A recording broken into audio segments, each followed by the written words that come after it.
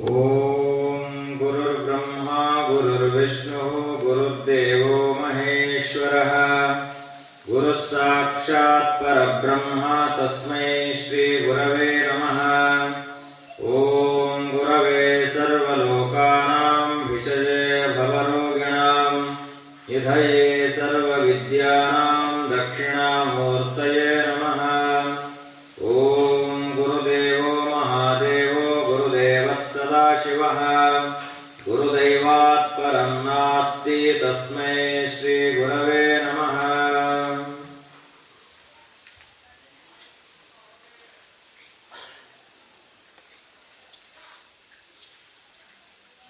या कुन्देन्दुतुषारहारधवला या शुभ्रवस्त्रावृता या वीणावरदण्डमण्डितकरा या श्वेतपद्मासना या ब्रह्माच्युतशङ्करप्रभृतिभिः देवैः सदा पूजिता सा मां पातु सरस्वती भगवती निःशेषजाड्यापहा।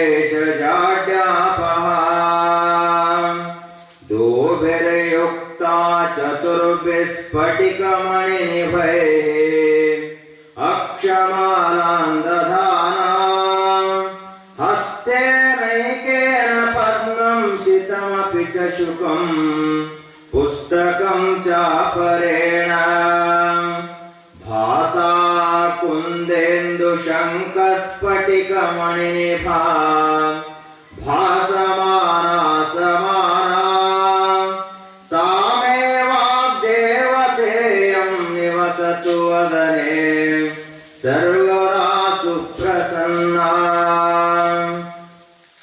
सुरासुरैः सेवितपादपङ्कजाकरे विराजत्कमनीयपुस्तका विरिञ्चि पत्नी कमलासनस्थिता सरस्वती नृत्यतु वाचि मे सदा। सरस्वती सरसिजकेसरप्रभातपस्विनी सितकमलासनप्रिया घनस्तनी कमलविलोललोचना मनस्विनी भवतु वरप्रसादिनी। सरस्वती नमस्तुभ्यं वरदे कामरूपिणी विद्यारम्भं करिष्यामि सिद्धिर्भवतु मे सदा। सरस्वती नमस्तुभ्यं सर्वदेवी नमो नमः। शान्तरूपे शशिधरे सर्वयोगे नमो नमः। नित्यानन्दे निराधारे निष्कलाये नमो नमः। विद्याधरे विशालाक्षी शुद्धज्ञाने नमो नमः। शुद्धस्फटिकरूपाय सूक्ष्मरूपे नमो नमः। शब्दब्रह्मे चतुर्हस्ते सर्वसिद्धे नमो नमः। मुक्तालङ्कृतसर्वाङ्गे मूलाधारे नमो नमः। मूलमन्त्रस्वरूपाय मूलशक्ते नमो नमः। मनोन्मने महाभोगे वागीश्वरी नमो नमः। वाग्मे वरदहस्ताय वरदायै नमो नमः। वेदायै वेदरूपाय वेदान्ताय नमो नमः। गुणदोषविवर्जिन्ये गुणदीप्ते नमो नमः। सर्वज्ञाने सदानन्द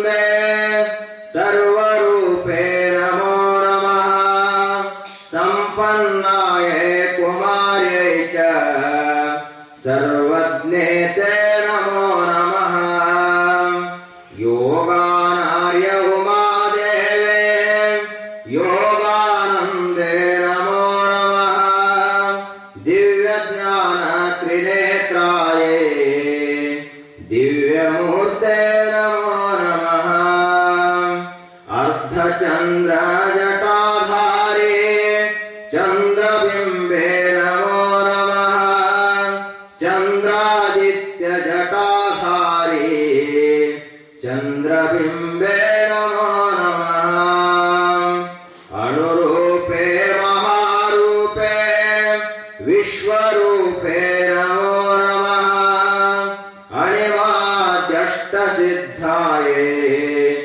आनन्दाय नमो नमः ज्ञानविज्ञानरूपाय ज्ञानमूर्ते नमो नमः नानाशास्त्रस्वरूपाय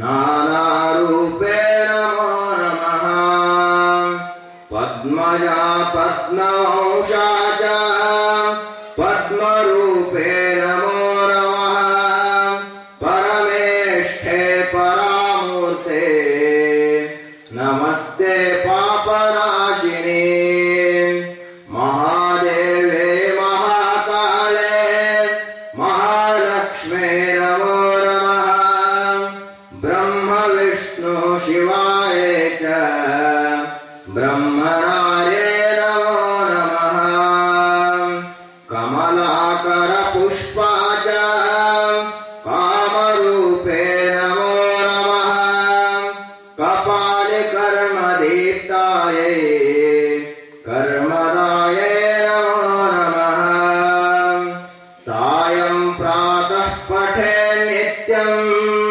षण्मासात् सिद्धिरुच्यते चोरव्याघ्रभयं नास्ति पठतां शृण्वतामपि इत्थं सरस्वती स्तोत्रम् अगस्त्य मुनिवाचकम् सर्वसिद्धिकरं नृणाम् सर्वपापप्रणाशनम् सर्वपापप्रणाशनम् सर्वपापप्रणाशनम्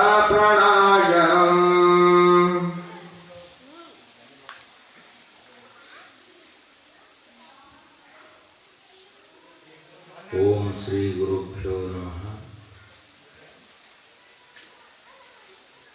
ವೇದಾಂತ ಕೇಸರಿ ಪರಮ ಪೂಜ್ಯ ಮಲ್ಲಿಕಾರ್ಜುನ ಮಹಾಶಿವಗಳವರ ದಿವ್ಯಪಾದ ಪದ್ಮಗಳಿಗೆ ಭಕ್ತಿಯಿಂದ ಹಣಮಣಿದು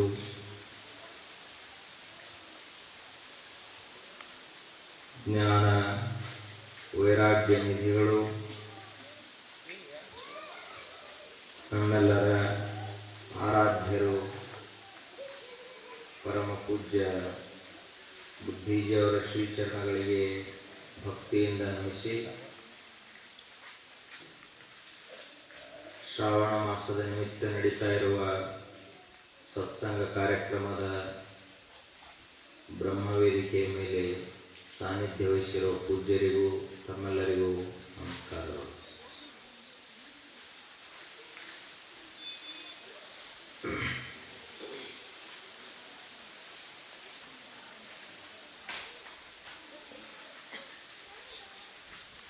ಮನುಷ್ಯ ತನ್ನ ಜೀವನವನ್ನು ಸಾರ್ಥಕ ಮಾಡಿಕೊಳ್ಬೇಕು. ಅದು ತನ್ನ ಕೈಯಲ್ಲೇ ಇರುವಂಥದ್ದು. ನಮ್ಮ ಜೀವನ ನಮಗೆ ಧನ್ಯ ಅಂತ ಅನಿಸ್ಬೇಕು.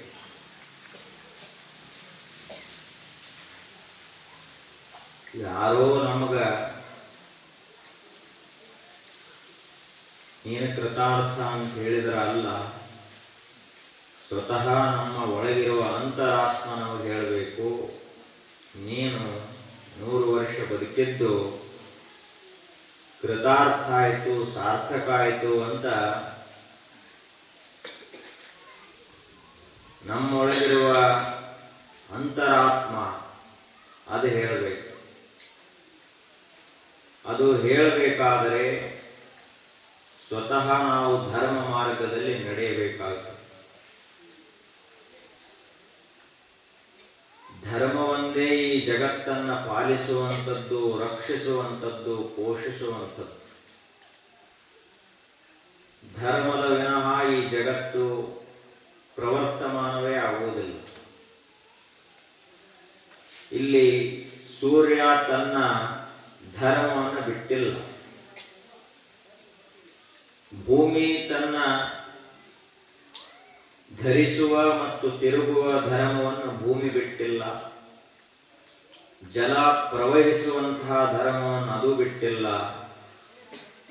ಅಗ್ನಿ ಊರ್ಧ್ವಮುಖವಾಗಿ ಉರಿಯುವಂತಹ ಧರ್ಮವನ್ನು ಅದು ಬಿಟ್ಟಿಲ್ಲ. ಯಾವುದೇ ಪ್ರಾಣಿ ಪಕ್ಷಿಗಳು, ಸಸ್ಯವರ್ಗ, ಜಡ ಜಗತ್ತು ಇವು ಯಾವುವೂ ಕೂಡ ತಮ್ಮ ಮೂಲ ಧರ್ಮಗಳನ್ನು ಬಿಟ್ಟಿಲ್ಲ. ಮನುಷ್ಯ ಮಾತ್ರ ಮೂಲ ಧರ್ಮವನ್ನು ಬಿಟ್ಟು ಅಧರ್ಮದ ಹಾದಿಯನ್ನು ಹಿಡಿದ. ಆ ಅಧರ್ಮದ ಪರಿಣಾಮ ಘೋರ ದುಃಖ, ಘೋರ ನರಕ ಪ್ರಾಪ್ತಿ. ನಮ್ಮ ಜೀವನ ಸಾರ್ಥಕವಾಗಬೇಕಾದ್ರೆ ಮೊದಲನೇ ಕೆಲಸ ಅಧರ್ಮದಿಂದ ನಾವು ವಿಮುಖರಾಗಬೇಕು, ಅಧರ್ಮದ ಕೆಲಸಗಳನ್ನು ಬಿಡಬೇಕು. ದೇವ ಮಾರ್ಗವನ್ನು ಹಿಡಿಯುವುದು ಇದರ ಅರ್ಥ ಮೊದಲ ಅಧರ್ಮ ಮಾರ್ಗವನ್ನು ಬಿಡುವುದು ಅಂತ. ಅಧರ್ಮ ಅಂದ್ರೆ ಕೆಟ್ಟ ಕೆಲಸಗಳನ್ನು ಮಾಡುವುದು. ಯಾವ ಕೆಲಸಗಳನ್ನು ಮಾಡಿದರೆ ಲೋಕವೂ ಮೆಚ್ಚಿಕೊಳ್ಳುವುದಿಲ್ಲ, ನಮ್ಮ ಅಂತರಾತ್ಮವೂ ಮೆಚ್ಚಿಕೊಳ್ಳುವುದಿಲ್ಲ, ಅದು ಅಧರ್ಮದ ಕೆಲಸ. ಅದನ್ನೇ ವ್ಯಾಸ ಮಹರ್ಷಿಗಳು ತಮ್ಮ ಒಂದೇ ಒಂದು ಶ್ಲೋಕದಲ್ಲಿ ಹೇಳಿದರು. ಯಾವುದಕ್ಕ ಧರ್ಮ ಅಂತ ಕರೀತಾರ, ಯಾವುದಕ್ಕ ಪುಣ್ಯ ಅಂತ ಕರೀತಾರ, ಯಾವುದಕ್ಕ ಅಧರ್ಮ ಅಂತಾರ, ಯಾವುದಕ್ಕ ಪಾಪ ಅಂತ ಕರೀತಾರೆ. ನಾವೆಲ್ಲವನ್ನ ಓದಿ ವೇದಶಾಸ್ತ್ರಗಳನ್ನು ಓದಿ ತಿಳ್ಕೊಳ್ಳುವಷ್ಟು ಸಮಯವೂ ನಮಗ ಇಲ್ಲ. ಸಮಯವಿದ್ದರೂ ನಮ್ಮ ಪ್ರಪಂಚದ ಸೆಳೆತ ಬಹಳ ಇರುವುದರಿಂದ ನಾವು ವೇದಶಾಸ್ತ್ರಗಳನ್ನು ಮುಟ್ಟುವುದೇ ಇಲ್ಲ. ಆದರೆ ಅಷ್ಟಿದ್ರೂ ಕೂಡ ಸೂತ್ರ ರೂಪವಾಗಿ, ಸಾರ ರೂಪವಾಗಿ ವೇದಶಾಸ್ತ್ರಗಳ ಮರ್ಮ ಏನಿದೆಯೋ ಅದನ್ನು ಒಂದೇ ಶ್ಲೋಕದಲ್ಲಿ ಭಗವಾನ್ ವೇದವ್ಯಾಸ ಮಹರ್ಷಿಗಳು ಹೇಳ್ತಾರೆ. ಜೀವನ ಸಾರ್ಥಕವಾಗಬೇಕಾದರೆ, ಲಿಂಗ ಮೆಚ್ಚಿ ಅಹುದಹುದೆನ್ನುವಂತೆ ಬದುಕಬೇಕಾದರೆ ಏನು ಮಾಡಬೇಕು ಅದನ್ನು ಹೇಳ್ತಾರೆ. ಅಷ್ಟಾದಶ ಪುರಾಣೇಶು ವ್ಯಾಸಸ್ಯ ವಚನದ್ವಯಂ ಆತ್ಮನಃ ಪ್ರತಿಕೂಲಾನಿ ಪರೇಶಾಂ ನ ಸಮಾಚರೇ. ಈ ಒಂದು ಮಾತನ್ನ ನೆನಪಿಟ್ಟರೆ ಸಾಕು, ನಮ್ಮ ಜೀವನ ಧನ್ಯವಾಗುತ್ತದೆ, ಕೃತಾರ್ಥವಾಗುತ್ತದೆ. ಏನದು? 18 ಮಹಾಪುರಾಣಗಳನ್ನು ಏನು ಹೇಳಿದೆಯೋ ಅದರ ಸಾರವನ್ನು ಬರೀ ಅರ್ಧ ಶ್ಲೋಕದಲ್ಲಿ ಒಂದೇ ಮಾತಿನಲ್ಲಿ ಹೇಳುವುದಾದರೆ, ಆತ್ಮನಃ ಪ್ರತಿಕೂಲಾನಿ ಪರೇಶಾಂ ನ ಸಮಾಚರೇ.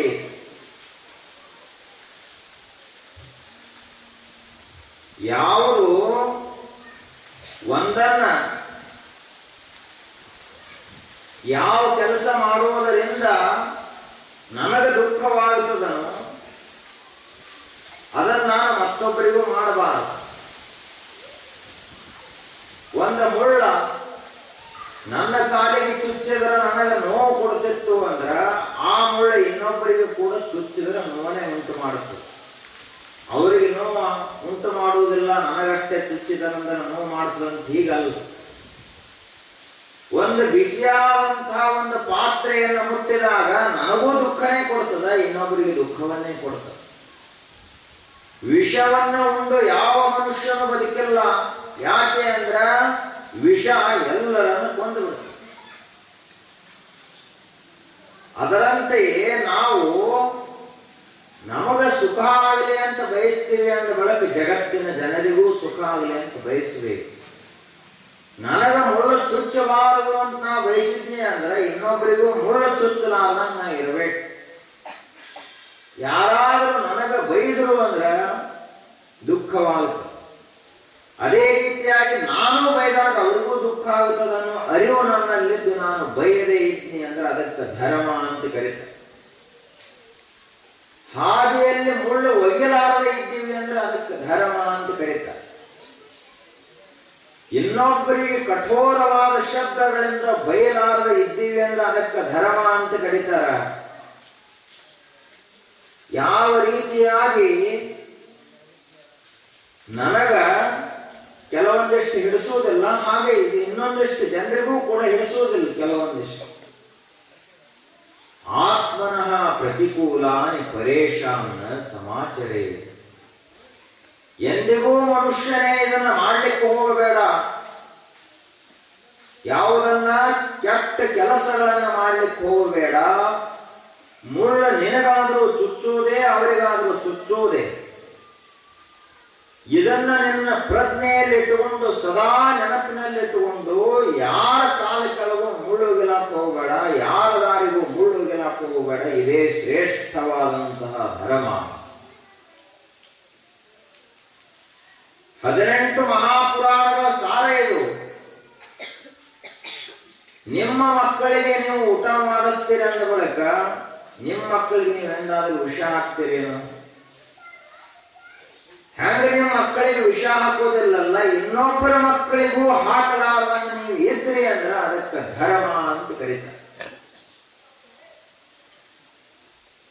ಅಲ್ಲೇ ಬದಿ ಬದಿಗೆ ಊಟಕ್ಕೆ ಅಕ್ಕಪಕ್ಕದಲ್ಲೇ ಊಟಕ್ಕೆ ಕುಂತಹ ಮಕ್ಕಳು, 4 ಮಕ್ಕಳು, ಒಂದು ಮಗುವಿಗೆ ಅದು ಇವನ ಮಗ ಇರ್ತದ, ಅದಕ್ಕೆ ಬಹಳ ಪ್ರೀತಿಯಿಂದ ನೀಡಿ ಉಳಿದ ಮಕ್ಕಳಿಗೆ ತಿರಸ್ಕಾರ ಪೂರ್ವಕವಾಗಿ ನೀಡಿದ ಅಂದ್ರೆ ಅದಕ್ಕೆ ಅಧರ್ಮ ಅಂತ ಕರೀತಾರೆ. ನೀಡೋ ಮುಂದೆ ಎಲ್ಲರಿಗೂ ಒಂದೇ ರೀತಿ ನೀಡಬೇಕು, ಒಂದೇ ಪದಾರ್ಥವನ್ನು ನೀಡಬೇಕು. ಒಬ್ಬರಿಗೆ ಒಂದು ನೀಡಿ ಒಬ್ಬರಿಗೆ ಒಂದು ನೀಡಬಾರದು. ಧರ್ಮ ಅಂದ್ರೆ ಇದೆ. ನಮ್ಮ ಜೀವನ ಸಾರ್ಥಕವಾಗಬೇಕಾದ್ರೆ ನಾವು ಇದೇ ರೀತಿಯಾಗಿ ಬದುಕಬೇಕು. ಆದರೆ ನಮ್ಮ ಬುದ್ಧಿ ಭ್ರಮಣವಾಗಿರುವುದರಿಂದ, ನಮ್ಮ ಬುದ್ಧಿಯಲ್ಲಿ ನಮ್ಮ ಮನಸ್ಸಿನಲ್ಲಿ ಬರೀ ಸ್ವಾರ್ಥ ತುಂಬಿರುವುದರಿಂದ ನಾವು ಇನ್ನೊಬ್ಬರ ಹಿತಕ್ಕಾಗಿ ವಿಚಾರ ಮಾಡುವುದಿಲ್ಲ. ನಮ್ಮ ಹೊಟ್ಟೆಷ್ಟು ತುಂಬಿದ್ರೆ ಸಾಕು ಅಂತ ನಾವಂತೇವೆ. ಆದ್ರೆ ಇನ್ನೊಬ್ಬರ ರೊಟ್ಟಿ ಕಸವನ್ನು ನಾವು ತಿಲ್ಲಾಗ್ತಿದ್ದೀವಿ. ಅದಕ್ಕೆ ಹೆಂಗ ಧರ್ಮ ಅಂತಾರೆ. ಆತ್ಮನಃ ಪ್ರತಿಕೂಲಾನಿ ಪರೇಶಾಂ ನ ಸಮಾಚರೇ. ಎಂದಿಗೂ ಮನುಷ್ಯನೇ ಕೆಟ್ಟ ಕೆಲಸ ಮಾಡಲಿಕ್ಕೆ ಹೋಗಬೇಡ. ಅದರಂತೆಯೇ ಧರ್ಮ ಮಾರ್ಗ, ಪರಮಾತ್ಮನಲ್ಲಿ ಮನುಷ್ಯ ಭಕ್ತಿಯನ್ನು ಮಾಡಿ ವರ ಕೇಳುವುದಾದ್ರೆ ಈ ಒಂದು ವರವನ್ನು ಕೇಳಬೇಕು. ಯಾವಾಗಲೂ ಕೂಡ ಸದಾ ನನ್ನ ಮನಸ್ಸು ಧರ್ಮ ಮಾರ್ಗದಲ್ಲಿ ನಡೆಯುವಂತಹ ಒಂದು ಆಶೀರ್ವಾದ ಮಾಡು ಅಂತ ಕೇಳಬೇಕು. ಗುಡಿಗೆ ಹೋಗಿ ಎಲ್ಲಾ ಪೂಜಾ ಮಾಡಿದ ಬಳಿಕ ಕೊನೆಗೆ ನಾವು ಏನು ವರ ಕೇಳಬೇಕು ದೇವರಿಂದ ಅಂದ್ರ, ಎಂದಿಗೂ ನನ್ನ ಮನಸ್ಸು, ನನ್ನ ದೇಹ, ನನ್ನ ಬುದ್ಧಿ, ನನ್ನ ಸಕಲ ಕರ್ಮಗಳು ಅಧರ್ಮದತ್ತ ಹೋಗದಂತೆ ನನ್ನನ್ನು ರಕ್ಷಿಸು ಅಂತ ಪ್ರಾರ್ಥಿಸಬೇಕು. ಆದ್ರೆ ನಾವು ಕೇಳುವುದೇನು? ಬರೀ ಸ್ವಾರ್ಥ, ನಮ್ಮದಷ್ಟೇ ಕೇಳ್ತೀವಿ. ಇನ್ನೊಬ್ಬರು ಒಳ್ಳೆಯದಕ್ಕಾಗಿ ನಾವು ಪ್ರಾರ್ಥನಾ ಮಾಡುವುದಿಲ್ಲ. ನಮ್ಮ ಮಗ ಒಬ್ಬ ಶಾಲೆಗೆ ಫಸ್ಟ್ ಕ್ಲಾಸ್ ಬರಲಿ, ಮಗ್ಗಲ ಮನೆ ಹುಡುಗ ಫೇಲ್ ಆಗಲಿ, ನಮ್ಮ ಪ್ರಾರ್ಥನಾ. ತಮ್ಮನ ಮಗ ಫೇಲ್ ಆಗಲಿ, ನಮ್ಮ ಮಗ ಪಾಸ್ ಆಗಲಿ, ಇದಕ್ಕೆ ಪ್ರಾರ್ಥನಾ ಅನ್ನೋದಿಲ್ಲ. ಈಗ ಮಾಡುವುದಿಲ್ಲ ನಾವು. ನಮ್ಮ ಇಡೀ ಜೀವನದ ಒಂದು ಇತಿಹಾಸವನ್ನು ತೆಗೆದು ನೋಡಿದ್ರೆ, ಇಲ್ಲಿಯವರೆಗೆ ಏನು ಮಾಡಿದೆವು ಅದನ್ನು ತೆಗೆದು ನೋಡಿದ್ರೆ ಏನದ? ಸದಾ ದಾಯಾದಿ ಮತ್ಸರ, ಸವತಿ ಮತ್ಸರ, ಅಣ್ಣ ತಮ್ಮಂದರಲ್ಲಿ ಎಂತಹ ವೈರತ್ವ, ಎಂತಹ ದ್ವೇಷ. ಇಬ್ಬರ ಸವತೇರು ಇರ್ತಾರಂದ್ರೆ ಅವರಲ್ಲಿ ಎಷ್ಟು ದ್ವೇಷ, ಎಷ್ಟು ಮತ್ಸರ. ಇಷ್ಟ ಮಾಡಿ ನಾವು ಎಷ್ಟು ಜಪ ಮಾಡಿದರೂ ಕೂಡ ಪರಮಾತ್ಮನು ಎಂದೂ ಒಲಿಯುವುದಿಲ್ಲ. ಯಾಕೆ ಅಂತ ಕೇಳಿದ್ರ ಆತ್ಮನಃ ಪ್ರತಿಕೂಲಾನಿ ಪರೇಶಾಮನ ಸಮಾಚಾರೇ. ಇನ್ನೊಬ್ಬರಿಗೆ ಕೆಟ್ಟದ್ದನ್ನ ಮಾಡಿದರೆ ಅದು ಧರ್ಮ ಅಂತ ಕರೆಸಿಕೊಳ್ಳುವುದಿಲ್ಲ. ಮಹಾತ್ಮರೆಲ್ಲರೂ ಕೂಡ ಧರ್ಮ ಮಾರ್ಗದಲ್ಲಿ ನಡೆದಂಥವರು. ಅವರು ಒಂದೊಂದು ಹೆಜ್ಜೆ, ಅವರು ಒಂದೊಂದು ಮಾತು, ಅವರು ಒಂದೊಂದು ದಿವಸ, ಒಂದೊಂದು ಕ್ಷಣಗಳು ಕೂಡ ಧರ್ಮ ಮಾರ್ಗದಲ್ಲಿ ಹೆಜ್ಜೆಗಳನ್ನು ಇಡ್ತಾ ಹೋದರು. ಎಷ್ಟು ಕಷ್ಟ ಬಂದರೂ ಕೂಡ ಅವರು ಧರ್ಮ ಮಾರ್ಗದಿಂದ ಒಂದು ಹೆಜ್ಜೆಯನ್ನು ಕೂಡ ಕಿತ್ತಾಕಲು ಇರಲಿಲ್ಲ. ಇದಕ್ಕೇನಂತಾರ ಧರ್ಮ ಅಂತ ಕರೀತಾರೆ. ಜಗತ್ತಿನಲ್ಲಿ ಸುಳ್ಳು ಹೇಳೋರಿಗೆ ಸ್ವಲ್ಪ ಹೆಚ್ಚಿನ ಗೌರವ ಮೊದಲಿಗೆ ಸಿಗುತ್ತದೆ. ಕೆಟ್ಟ ಕೆಲಸ ಮಾಡುವಂಥವರಿಗೆ ಮೊದಲ ಜಯ ಸಿಗ್ತದ. ಆದ್ರ ಅಂತಿಮವಾಗಿ ಪರಮಾತ್ಮನ ಶಾಸನದಲ್ಲಿ, ಮಹಾತ್ಮರ ನಿಯಮದಲ್ಲಿ, ಈ ಜಗತ್ತಿನ ಒಂದು ರೀತಿ ನೀತಿಗಳಲ್ಲಿ ಸತ್ಯಮೇವ ಜಯತೆ ನ ಅನೃತಂ ಸತ್ಯೇನ ಪಂಥಾ ವಿತತೋ ದೇವಯಾನಃ ಏನಾಕ್ರಮಂತಿ ಋಷಯೋ ಹಿ ಆಪ್ತಕಾಮಾಃ. ಋಷಿಗಳ ಘಂಟಾಘೋಷವಾಗಿ ಉಪನಿಷತ್ತಿನಲ್ಲಿ ಮಂತ್ರವನ್ನು ಹೇಳಿದರು. ಇವತ್ತು ಸುಳ್ಳು ಹೇಳುವಂತವ ಊರಾಳ್ಬೋದವ, ಆದ್ರೆ ಒಂದು ದಿವಸ ಪೂರ್ಣ ನಾಮಾವಶೇಷವಾಗಿ ಹೋಗ್ತಾನ. ಸತ್ಯ ಹೇಳಿದ ಮನುಷ್ಯನೇ ಜಗತ್ತನ್ನು ಆಳ್ತಾನೆ. ಸುಳ್ಳು ಹೇಳಿದವ ಇವತ್ತು ಊರೆಲ್ಲ ಮೆರೆಯಬಹುದು, ಸಂಪತ್ತು ಹೆಚ್ಚಾಗಬಹುದು, ಒಂದು ಊರಿನಲ್ಲಿ ಶ್ರೀಮಂತಿಕೆ ಹೆಚ್ಚಾಗಬಹುದು, ಎಲ್ಲಾ ಜನ ಅವನಿಗೆ ಜಯ ಜಯಕಾರ ಹಾಕಬಹುದು. ಆದರೆ ಪರಮಾತ್ಮನ ದೃಷ್ಟಿಯಲ್ಲಿ, ವಿಶ್ವದ ದೃಷ್ಟಿಯಲ್ಲಿ, ಸಂತ ಮಹಾತ್ಮರ ದೃಷ್ಟಿಯಲ್ಲಿ ಮಾತ್ರ ಸತ್ಯಮೇವ ಜಯತೆ, ಸತ್ಯವೇ ಗೆಲ್ಲುತ್ತದೆ ಹೊರತು ಅಸತ್ಯವಲ್ಲ. ಮುಂಡಕೋಪನಿಷತ್ತಿನಲ್ಲಿರುವ ಮಹಾಮಂತ್ರ ಇದು. ಸತ್ಯಮೇವ ಜಯತೆ, ಸತ್ಯಂ ಏವ, ಸತ್ಯವೇ ಜಯಿಸುತ್ತದೆ, ಸತ್ಯಕ್ಕೆ ಜಯವಾಗುತ್ತದೆ, ಸುಳ್ಳಿಗಲ್ಲ. ನ ಅನೃತಂ, ಅನೃತ ಅಂದ್ರೆ ಸುಳ್ಳು, ಅನೃತ ಅಂದ್ರೆ ಅಧರ್ಮ, ಅನೃತ ಅಂದ್ರೆ ಅನಾಚಾರ, ಅನೀತಿ ಏನದಲ್ಲ, ಇದಕ್ಕೆಂದಿಗೂ ಜಯ ಸಿಗುವುದಿಲ್ಲ. ಅವನ ಮನಸ್ಸೇ ಘಂಟಾಘೋಷವಾಗಿ ಸದಾಕಾಲ ಹೇಳ್ತಾ ಇರ್ತದ ಅವನಿಗೆ, ನೀನು ಸುಳ್ಳು ಹೇಳಿದಿ, ನೀನು ಸುಳ್ಳು ಹೇಳಿದಿ, ಕೆಟ್ಟ ಕೆಲಸ ಮಾಡಿದಿ ಅಂತ ಯಾವಾಗಲೂ ಅದು ಹೇಳ್ತಾ ಇರ್ತದ. ಆದ್ರೆ ಮನುಷ್ಯ ಅದರ ಕಡೆಗೆ ಲಕ್ಷ್ಯ ಕೊಡುವುದಿಲ್ಲ. ಸತ್ಯೇನ ಪಂಥಾ ವಿತತೋ ದೇವಯಾನಃ ಏನಾಕ್ರಮಂತಿ ಋಷಯೋ ಹಿ ಆಪ್ತಕಾಮಃ. ಋಷಿಮುನಿಗಳೆಲ್ಲರೂ ದೇವರ ಮಾರ್ಗ, ಅದು ಸತ್ಯದ ಮಾರ್ಗ ಅಂದ್ರ, ಧರ್ಮದ ಮಾರ್ಗ ಅಂದ್ರ ನೇರವಾಗಿ ಪರಮಾತ್ಮನತ್ತ ನಮ್ಮೆಲ್ಲರನ್ನ ಕರೆದುಕೊಂಡು ಹೋಗುವಂತಹ ರಾಜಬೀದಿ, ರಾಜಮಾರ್ಗ. ಆ ಮಾರ್ಗವನ್ನು ಬಿಟ್ಟು, ಸತ್ಯದ ಮಾರ್ಗವನ್ನು ಬಿಟ್ಟು ತಾತ್ಕಾಲಿಕ ಸುಖಕ್ಕಾಗಿ, ತಾತ್ಕಾಲಿಕ ಲಾಭಕ್ಕಾಗಿ ಏನಾದರೂ ಸುಳ್ಳು ಹೇಳಿದ್ದೇ ಆದ್ರೆ, ಕೆಟ್ಟ ಕೆಲಸ ಮಾಡಿದ್ದೇ ಆದ್ರೆ, ಅನಾಚಾರ, ಅಧರ್ಮ ಇವುಗಳಲ್ಲಿ ಮನುಷ್ಯ ಪ್ರವರ್ತಮಾನನಾಗಿದ್ದೇ ಆದ್ರೆ ಎಂದಿಗೂ ಜಯ ಸಿಗುವುದಿಲ್ಲ, ಸಮಾಧಾನ ಶಾಂತಿ ಸಿಗುವುದಿಲ್ಲ. ಋಷಿಗಳೆಲ್ಲರೂ ನಡೆದಂತಹ ದಾರಿ ಸತ್ಯದ ದಾರಿ, ಗುರುಗಳೆಲ್ಲರೂ ನಡೆದಂತಹ ದಾರಿ ಸತ್ಯದ ದಾರಿ, ಮಹಾತ್ಮರೆಲ್ಲರೂ ಕ್ರಮಿಸಿದಂತಹ ದೇವಪಥವೇ ಸತ್ಯದ ದಾರಿ. ಯದ್ಯದಾಚರತಿ ಶ್ರೇಷ್ಠ, ಏನು ಮಹಾನ್ ಈ ಜಗತ್ತಿನಲ್ಲಿ ಶ್ರೇಷ್ಠ ಮಹಾಪುರುಷರಾಗಿ ಹೋದರು ಅವರೆಲ್ಲರೂ ಸತ್ಯವಂತರು. ಸುಳ್ಳು ಹೇಳಿದಂಥವರೆಲ್ಲರೂ ಇತಿಹಾಸದ ಗರ್ಭದಲ್ಲಿ ಬೂದಿಯಾಗಿ ಹೋದರು, ಒಬ್ಬರ ಹೆಸರು ಓದಿಲ್ಲ ಸುಳ್ಳು ಹೇಳೋರು. ಕೆಟ್ಟ ಕೆಲಸ ಮಾಡಿದಂಥವ್ರು ಒಬ್ಬರ ಹೆಸರು ಯಾರ ನಾಲಿಗೆಯ ಮೇಲೆ ಸರಿಯಾಗಿ ಉಳಿಯುವುದಿಲ್ಲ. ನೀವು ಮನೆಯಲ್ಲಿ ಮಕ್ಕಳಿಗೆ ಧರ್ಮರಾಜ ಅಂತ ಹೆಸರಿಡುತ್ತೀರೋ ಏನು ದುರ್ಯೋಧನ ಅಂತ ಹೆಸರಿಡುತ್ತೀರೋ? ಏನಿದ್ರು ಧರ್ಮ ಅಂತ ಹೆಸರಿಡ್ತಾರೆ ಹೊರತು ದುರ್ಯೋಧನ ಹೆಸರಿಡುವುದಿಲ್ಲ. ಭೀಮಸೇನನ ಹೆಸರಿಡ್ತೀರೋ ಏನು ದುಶ್ಯಾಸನ ಹೆಸರಿಡ್ತೀರೋ? ರಾವಣನ ಹೆಸರನ್ನು ಇಲ್ಲಿಯವರೆಗೆ ಯಾರೂ ಇಟ್ಟಿಲ್ಲ. ರಾಮನ ಹೆಸರು ಮಾತ್ರ ಮನೆ ಮನೆ, ಊರು ಊರು, ಕೇರಿ ಕೇರಿ ದೇಶದಲ್ಲೆಲ್ಲ ಹೆಸರಿಡ್ತಾರೆ. ಸೀತಾದೇವಿ ಹೆಸರನ್ನು ಇಡ್ತಾರ, ಯಾರಾದ್ರೂ ತಾಟಕಿಯ ಹೆಸರಿಡ್ತಾರೆ, ಯಾರಾದ್ರೂ ಹಿಡಿಂಬೆ ಹೆಸರಿಡ್ತಾರೇನು? ಅರ್ಜುನನ ಹೆಸರನ್ನು ಇಡ್ತಾರ, ಅಭಿಮನ್ಯುವಿನ ಹೆಸರನ್ನು ಇಡ್ತಾರ,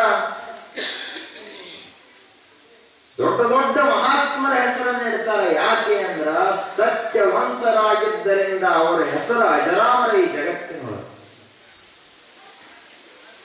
ಆಗ ಮಹಾತ್ಮರೆಲ್ಲರೂ ಕೂಡ ಸತ್ಯವಂತರು, ಮಹರ್ಷಿಗಳೆಲ್ಲರೂ ಸತ್ಯದ ಮಾರ್ಗದಲ್ಲಿಯೇ ನಡೆದಂಥವು.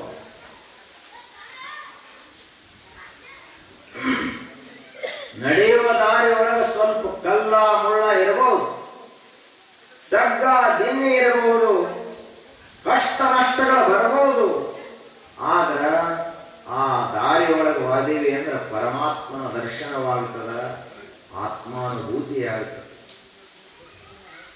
ಅಂತಹ ಒಬ್ಬರು ದಿಟ್ಟ ಛಲವಾದಿ ಮಹಾನ್ ಪರಾಕ್ರಮಿ, ತಪಸ್ಸಿನಿಂದಲೇ ಬ್ರಹ್ಮರ್ಷಿ ಎನಿಸಿಕೊಂಡಂತ ಮಹಾತ್ಮ ವಿಶ್ವಾಮಿತ್ರ ಮಹರ್ಷಿ. ಅವರು ಜನ್ಮತಃ ರಾಜರು. ಅವರ ತಂದೆಯ ಹೆಸರು ಗಾಧಿ ಮಹಾರಾಜ.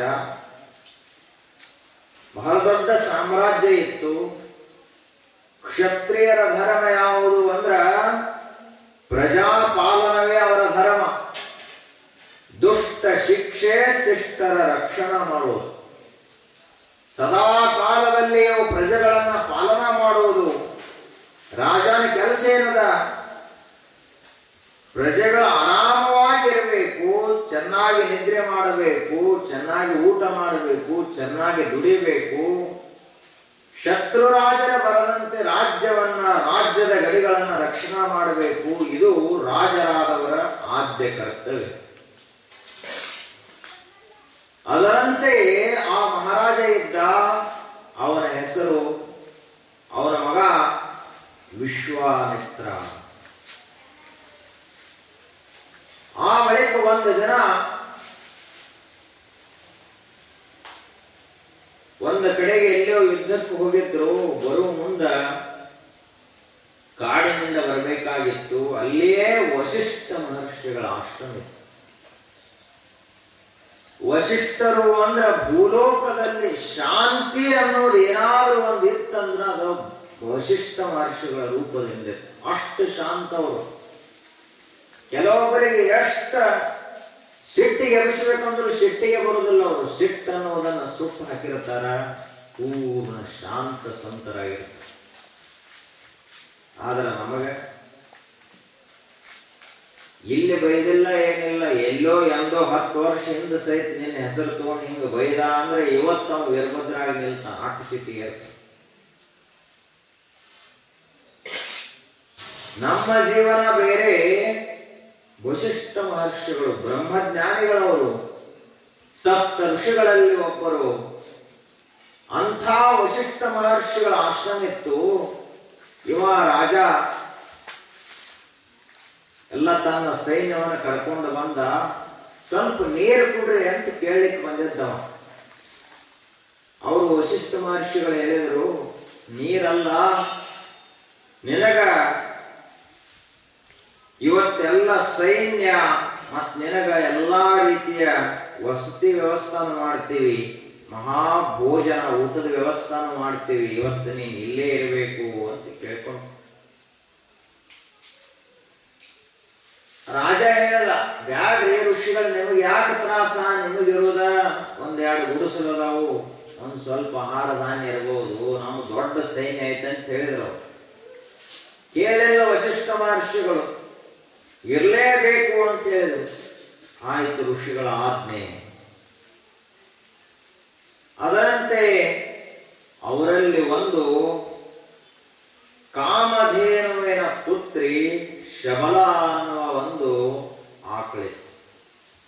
ಕಾಮಧೇನು, ಧೇನು ಅಂದ್ರೆ ಆಕಳ, ಕಾಮ ಅಂದ್ರೆ ನೀವು ಏನು ಇಚ್ಛೆ ಮಾಡ್ತೀರಿ, ಮನಸ್ಸಿನಾಗ ಏನು ಸಂಕಲ್ಪ ಮಾಡ್ತೀರಿ, ಆ ಪದಾರ್ಥಗಳನ್ನು ಕೊಡುವ ಸಾಮರ್ಥ್ಯ ಅದಕ್ಕಿತ್ತು. ಹೋಮಧೇನು ಇದು. ದೇವರು ವಸಿಷ್ಠ ಮಹರ್ಷಿಗಳಿಗೆ, ನೀವು ಯಜ್ಞ ಯಾಗಾದಿಗಳನ್ನು ಮಾಡುವಂಥವರು, ನಿಮಗೆ ಎಂದಿಗೂ ತುಪ್ಪದ ಕೊರತೆ, ಹಾಲಿನ ಕೊರತೆ, ಪಂಚಗವ್ಯಗಳ ಕೊರತೆ ಎಂದಿಗೂ ಇಲ್ಲದೆ ಆಗಲಿ ಅಂತ ತಿಳ್ಕೊಂಡು ಅವರಿಗೆ ಒಂದು ಹೋಮಧೇನುವಾಗಿ ಈ ಶಬಲೆಯನ್ನು ಕೊಟ್ಟಿದ್ರು. ಆಕಳು ಬರೀ ಋಷಿಗಳ ಸಂಕಲ್ಪ ಮಾಡಿದ ಮಾತ್ರದಿಂದಲೇ ಅಷ್ಟೆಲ್ಲ ಸೈನಿಕರು ಎಷ್ಟು ಬಂದಿರೋ ಅವರಿಗೆಲ್ಲ ಮೃಷ್ಟಾನ್ನ ಭೋಜನವನ್ನು ತಯಾರು ಮಾಡಿ ಕ್ಷಣ ಮಾತ್ರದಲ್ಲಿ ಆ ಆಕಳು. ಆ ಬಳಿಕ ಅವರಿಗೆಲ್ಲ ವಸತಿ ವ್ಯವಸ್ಥೆ ತಯಾರಾಯ್ತು. ಎಲ್ಲ ನೂರಾರು ಸಾವಿರಾರು ಗುಡಿಸಲುಗಳು ತಯಾರಾದವು, ಎಲ್ಲ ವ್ಯವಸ್ಥೆ ಆಯಿತು. ಇದನ್ನು ನೋಡಿದ ಕಣ್ಣಾರೆ ವಿಶ್ವಾಮಿತ್ರ, ಅವ ರಾಜ, ಆ ರಾಜ್ಯದ ರಾಜ ನೋಡಿದ ಬಳಿಕ ರಾಜರಿಗಾಗಲಿ ಶ್ರೀಮಂತರಿಗಾಗಲಿ ಒಂದು ಕೆಟ್ಟ ಚಟ ಏನಿರ್ತದಂದ್ರೆ, ಯಾವುದಾದ್ರೂ ಒಂದು ಒಳ್ಳೆಯ ವಸ್ತು ಅದ, ಬೆಲೆ ಬಾಳುವ ವಸ್ತು ಅದ ಅಂದ್ರೆ ಅದು ನಮಗೆ ಸಿಗಬೇಕು ಅಂತ ಬಯಸ್ತಾರೆ. ಅದರಂತೆಯೇ ವಿಶ್ವಾಮಿತ್ರ ವಸಿಷ್ಠ ಮಹರ್ಷಿಗಳಿಗೆ ಹೇಳಿದ, ಇಲ್ಲ, ಈ ಆಕಳ ನಿಮ್ಮಲ್ಲಿದ್ರೆ ಏನು ಉಪಯೋಗದ ಇದು? ನಿಮ್ಮಲ್ಲಿ ಬರೀ ಯಜ್ಞಯಾಗ ಅಷ್ಟೇ ಮಾಡ್ತೀರಿ, ನಿಮ್ಮಲ್ಲಿ 4 ಜನ ಬರ್ತಾರೇನೋ ಹೋಗ್ತಾರೇನೋ. ನಮ್ಮಲ್ಲಿ ಮಹಾರಾಜ್ಯ ಅದ, ಬಹಳ ದೊಡ್ಡ ಸಾಮ್ರಾಜ್ಯ ಅದ, ದಿನಾಲು ಲಕ್ಷಾಂತರ ಜನ ಬರ್ತಾರ, ಲಕ್ಷಾಂತರ ಜನ ಹೋಗ್ತಾರ, ಕೋಟಿ ಕೋಟಿ ಗಟ್ಟಲೆ ಜನ ಪ್ರಜೆಗಳದಾರ, ಅವ್ರಿಗೆಲ್ಲ ಉಪಯೋಗ ಆಗುತ್ತದೆ, ಈ ಆಕಳ ಕೊಟ್ಟು ಬಿಡ್ರಿ ಅಂತ ಹೇಳಿದರು. ರಾಜ ಕೇಳಿ ವಸಿಷ್ಠ ಮಹರ್ಷಿಗಳು ಹೇಳಿದರು, ಇದು ಪರಮಾತ್ಮ ನನಗೆ ವರ ಅಂತ ಕೊಟ್ಟಾನ, ಹೋಮಧೇನು ಅಂತ ಕೊಟ್ಟಾನ, ಇದನ್ನ ಯಜ್ಞ ಯಾಗಾದಿಗಳಿಗಾಗಿ ಇದನ್ನು ಬಳಸು, ಲೋಕ ಕಲ್ಯಾಣಕ್ಕಾಗಿ ಯಜ್ಞಗಳನ್ನ ಮಾಡುವಂತೆ ಆಕಳ ಕೊಟ್ಟಾನ, ಇದನ್ನ ಕೊಡುದಿಲ್ಲ ಅಂತ ಹೇಳಿದರು. ವಿಶ್ವಾಮಿತ್ರ ಹೇಳಿದ, 1,00,000 ಆಕಳ ಕೊಡ್ತೀನಿ, ಇದು 1 ಆಕಳ ನನಗೆ ಕೊಡ್ರಿ, ನಿಮಗೂ 1,00,000 ಆಕಳ ಕೊಡ್ತೀನಿ ಅಂತ ಅವ ಹೇಳಿದ. ವಸಿಷ್ಠ ಮಹರ್ಷಿಗಳು ಹೇಳಿದರು, ಈಗ ಭೂಮಿಯಲ್ಲಿ ಕೋಟಿ ಕೋಟಿ ಗಟ್ಟಲೆ ಜನ ನಾವೆಲ್ಲ ಅದೀವಿ, ನಾವು ಮನುಷ್ಯರೇ ಇದೀವಿ. ಒಬ್ಬರ ಮಹಾತ್ಮರು ಇರ್ತಾರೆ. ಆ ಒಬ್ಬ ಮಹಾತ್ಮರ ತಾಕತ್ತ, ಅವರ ಶಕ್ತಿ, ಅವರ ತೇಜಸ್ಸು, ಅವರ ವರ್ಚಸ್ಸು, ಅವರ ಪ್ರಭಾವ, ಅವರ ಜ್ಞಾನ, ಅದು ಒಂದು ಕಡೆಗೆ. ನಾವು ಕೋಟಿಗಟ್ಟಲೆ ಜನ ಇದ್ರು ಸಹಿತ ನಮ್ಮನ್ನ ಎದಕ್ಕೆ ಉಪಯೋಗ ಬರ್ತೀವಿ? ನಾವು ಕೋಟಿಗಟ್ಟಲೆ ಜನ ಅದೀವಿ ಭಾರತ ದೇಶದೊಳಗೆ. 145-50 ಕೋಟಿ ಜನ, 150 ಕೋಟಿ ಸಮೀಪ ಹೋತು. ಇದರಾಗ ಹುಡುಕಾಡಿದ್ರೆ ಒಂದು 10-20 ಜನ ಮಹಾತ್ಮರು ಸಿಗ್ತಾರ. ನಾವು ಉಳಿಕಿದವರೆಲ್ಲ ನಾವೇನು ಶಿವಚಿಂತೆ ಶಿವಜ್ಞಾನವಿಲ್ಲದ ಮನುಜರು ಸಗಣಕ್ಕೆ ಸಾಸಿರ ಹುಳ ಹುಟ್ಟವೇ ದೇವ. ಸಗಣಿ ಒಳಗಿನ ಹುಳಗಳು. ನಮಗೇನು ಕಿಮ್ಮತ್ತದ ಅಂಥದ್ದು? ನಮ್ಮ ಮಾತು ಪ್ರಪಂಚದೊಳಗೆ ನಡೆಯಬಹುದೇ ಹೊರತು ಮಹಾತ್ಮರ ಸಾನ್ನಿಧ್ಯದಲ್ಲಿ ನಮಗೆ ಯಾವ ಕಿಮ್ಮತ್ತದ? ದೇವರ ಸಾಮ್ರಾಜ್ಯದಲ್ಲಿ ನಮಗೇನಾದರೂ ಗಣನೆಗೆ ತಗೋತಾನೇನು ಪರಮಾತ್ಮ? ಆದ್ರೆ ವಸಿಷ್ಠ ಮಹರ್ಷಿಗಳು ಎಂಥವರು ಹೇಳಿದ್ರು, ಅಸಾರವಾಗಿರುವಂತಹ ಉಪಯೋಗ ಇಲ್ಲ, ಇದು ದೇವರ ವರಪ್ರಸಾದದಿಂದ ಹುಟ್ಟಿದಂತಹ ಶಬಲ ಆಕಳು, ಇದರ ಕಿಮ್ಮತ್ತ ನೀ ಕೋಟಿ ಆಕಳ ಕೊಟ್ಟರು ಬರುವುದಿಲ್ಲ ಅಂತ ಹೇಳಿದ್ರು. ಆವಾಗ ಅವನ ಮನಸ್ಸಿನಲ್ಲಿ ಆಸೆ ಉಳಿತು, ವಿಶ್ವಾಮಿತ್ರ ರಾಜನ ಮನಸ್ಸಿನಲ್ಲಿ. ಹಾಗೆಯೇ ಹೊರಟು ಹೋದ. ಇವರು ಯಾವಾಗ ಆಶ್ರಮದಲ್ಲಿ ಇರಲಾರದ ಸಮಯ ನೋಡ್ಕೊಂಡು ಮತ್ತೆ ಬಂದು ಅಲ್ಲಿದ್ದಂಥ ಎಲ್ಲ ಸೇವಕರನ್ನ, ಅಲ್ಲಿರುವ ಎಲ್ಲ ಸಾಧಕರನ್ನ ಎಲ್ಲರನ್ನು ಹೊಡೆದು ಹಾಕಿ ಮಾಡಿ ಯುದ್ಧ ಮಾಡಿ ಆ ಆಕಳ ತಗೊಂಡು ಹೋಗ್ಬಿಟ್ಟು ತಗೊಂಡು ಹೋದ. ಇದು ವಸಿಷ್ಠ ಮಹರ್ಷಿಗಳಿಗೆ ಗೊತ್ತಾತ. ಬಂದು ನೋಡಿದ್ರು, ಅವಾಂತರ ನಡೆದ. ಅವರು ಮತ್ತೆ ತಮ್ಮ ತಪಶಕ್ತಿಯಿಂದ ಆ ಆಕಳ ಮತ್ತೆ ಒಳ್ಳೆ ತಗೊಂಡ್ಬಿಟ್ಟು. ಅದು ಸಾಮಾನ್ಯ ಆಕಳ ಆಗಿರಲಿಲ್ಲ. ಆ ಮಹರ್ಷಿಗಳ ತಪಸ್ಸಿನಿಂದ ಆಕಳ ಇವರ ವಶೀಕರಣದೊಳಗಿತ್ತು. ಮತ್ತೆ ಒಳ್ಳೆ ಆಶ್ರಮಕ್ಕೆ ಕರ್ಸ್ಕೊಂಡು ಬಿಟ್ರು ಆಕಳ. ಆ ಬಳಿಕ ವಿಶ್ವಾಮಿತ್ರನಿಗೆ ಸಾಕಷ್ಟು ಸಿಟ್ಟು ಬತ್ತ. ಅವಂದ ಏನಾದ್ರೂ ಮಾಡಿ ನಾನು ಒಟ್ಟು ವಸಿಷ್ಠರನ್ನು ಸೋಲಿಸಲೇಬೇಕು ಅಂತಂದ. ಅಲ್ಲಿಂದ ರಾಜ್ಯವನ್ನೇ ತ್ಯಾಗ ಮಾಡಿದ. ರಾಜ ತನ್ನ ಪದವಿಯನ್ನು ಬಿಟ್ಟು ಇಳಿದು ಬಿಟ್ಟ. ಅವಾಗ ಆಕಳ ತಲೆಯೊಳಗೆ ಅಷ್ಟೇ ಉಳಿತು, ಈ ಮಹರ್ಷಿಗಳನ್ನ ಹೆಂಗರೆ ಮಾಡಿ ಸೋಲಿಸಬೇಕು ಅಂತ ಅಷ್ಟೇ ಉಳಿತು. ಆ ಬಳಿಕ ತನ್ನ ರಾಜ ಪೋಷಾಕನ್ನೆಲ್ಲ ಕಳೆದಿಟ್ಟ. ಹಿಮಾಲಯಕ್ಕೆ ತಪಸ್ಸಿಗಾಗಿ ಹೊರಟು ಹೋದ. ಅಲ್ಲಿಂದ ದೇವರಿಗೆಲ್ಲ ಇವನ ತಪಸ್ಸನ್ನು ನೋಡಿ ಮೆಚ್ಚಿ ಇವನಿಗೆ ಮಹಾನ್ ಅಸ್ತ್ರಗಳನ್ನು ಉಪದೇಶ ಮಾಡಿ ಧನುರ್ವಿದ್ಯಾ ಪ್ರವೀಣನನ್ನಾಗಿ ಮಾಡಿ ಕಳಿಸಿದ್ರು ದೇವತೆಗಳು. ಬಂದ ವಸಿಷ್ಠ ಮಹರ್ಷಿಗಳಿಗೆ ಶಂಖನಾದವನ್ನು ಮಾಡಿ ಯುದ್ಧಕ್ಕೆ ಕರೆದ. ಅವರಾದರೂ ಶಾಂತ ಮೂರ್ತಿಗಳು. ಇವು ಎಷ್ಟಾಗಲಿ ರಾಜ ತಪಸ್ಸು ಮಾಡಿದ್ರು ಕೂಡ ಇವನ ಒಳಗಿರುವ ಹೋರಾಟದ ಮನೋಭಾವ ಹೋಗಲಿಲ್ಲ. ಕರೆದ, ಒಂದೊಂದು ಅಸ್ತ್ರಗಳನ್ನು ಪ್ರಯೋಗ ಮಾಡಲಿಕ್ಕೆ ಪ್ರಾರಂಭ ಮಾಡಿದ. ಆದರೆ ವಸಿಷ್ಠ ಮಹರ್ಷಿಗಳು ಮೌನದಲ್ಲಿ ಶಾಂತವಾಗಿದ್ರು. ಒಂದಿಷ್ಟು ಚಿಂತೆಯನ್ನು ಮಾಡಲಿಲ್ಲ. ಬ್ರಹ್ಮದಂಡ ಇತ್ತವರು ದಿನಾಲು ಜಪ ಮಾಡ್ತಕ್ಕಂತಹ ಜಪಮಾಲೆ ಬ್ರಹ್ಮದಂಡ, ಬ್ರಹ್ಮ ತೇಜಸ್ಸಿತ್ತು.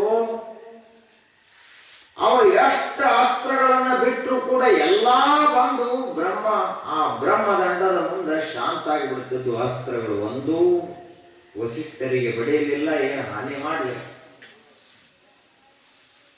ಕೊನೆಗೆ ಎಲ್ಲಾ ಅಸ್ತ್ರಗಳು ಮುಗಿದು ವಿಶ್ವಾಮಿತ್ರನದು. ಅವಾಗ ಆತ ಒಂದು ಮಾತನ್ನ ಹೇಳಿದ, ದಿಗ್ಬಲಂ ಕ್ಷತ್ರಿಯ ಬಲಂ, ದಿಗ್ಬಲಂ ಬಾಹುಬಲಂ, ಬ್ರಹ್ಮ ತೇಜೋ ಬಲಂ ಬಲಂ.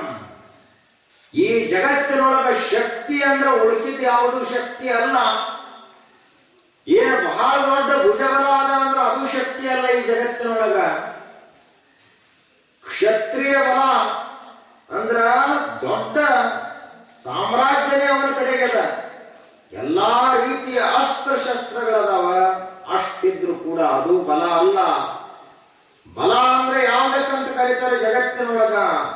ಬ್ರಹ್ಮ ತೇಜೋ ಬಲಂ ಬಲಂ. ಬಾಹುಬಲಕ್ಕೆ ಧಿಕ್ಕಾರ ಇರಲಿ, ಕ್ಷಾತ್ರ ಬಲಕ್ಕೆ ಧಿಕ್ಕಾರವಿರಲಿ, ಈ ಅಧಿಕಾರದ ಬಲಕ್ಕೆ ಧಿಕ್ಕಾರ ಇರಲಿ. ಯಾಕೆಂದ್ರೆ ಇವು ಯಾವುವು ಏಕೇನ ಬ್ರಹ್ಮದಂಡೇನ, ವಸಿಷ್ಠ ಮಹರ್ಷಿಗಳ ಬ್ರಹ್ಮದಂಡದ ಮುಂದ ಸರ್ವಾಸ್ತ್ರಾಣಿ ಹತಾನೇಮೆ, ಎಲ್ಲ ಅಸ್ತ್ರಗಳ ಹತವಾಗಿ ಹೋದು, ನಿಸ್ತೇಜವಾಗಿ ಹೋದು.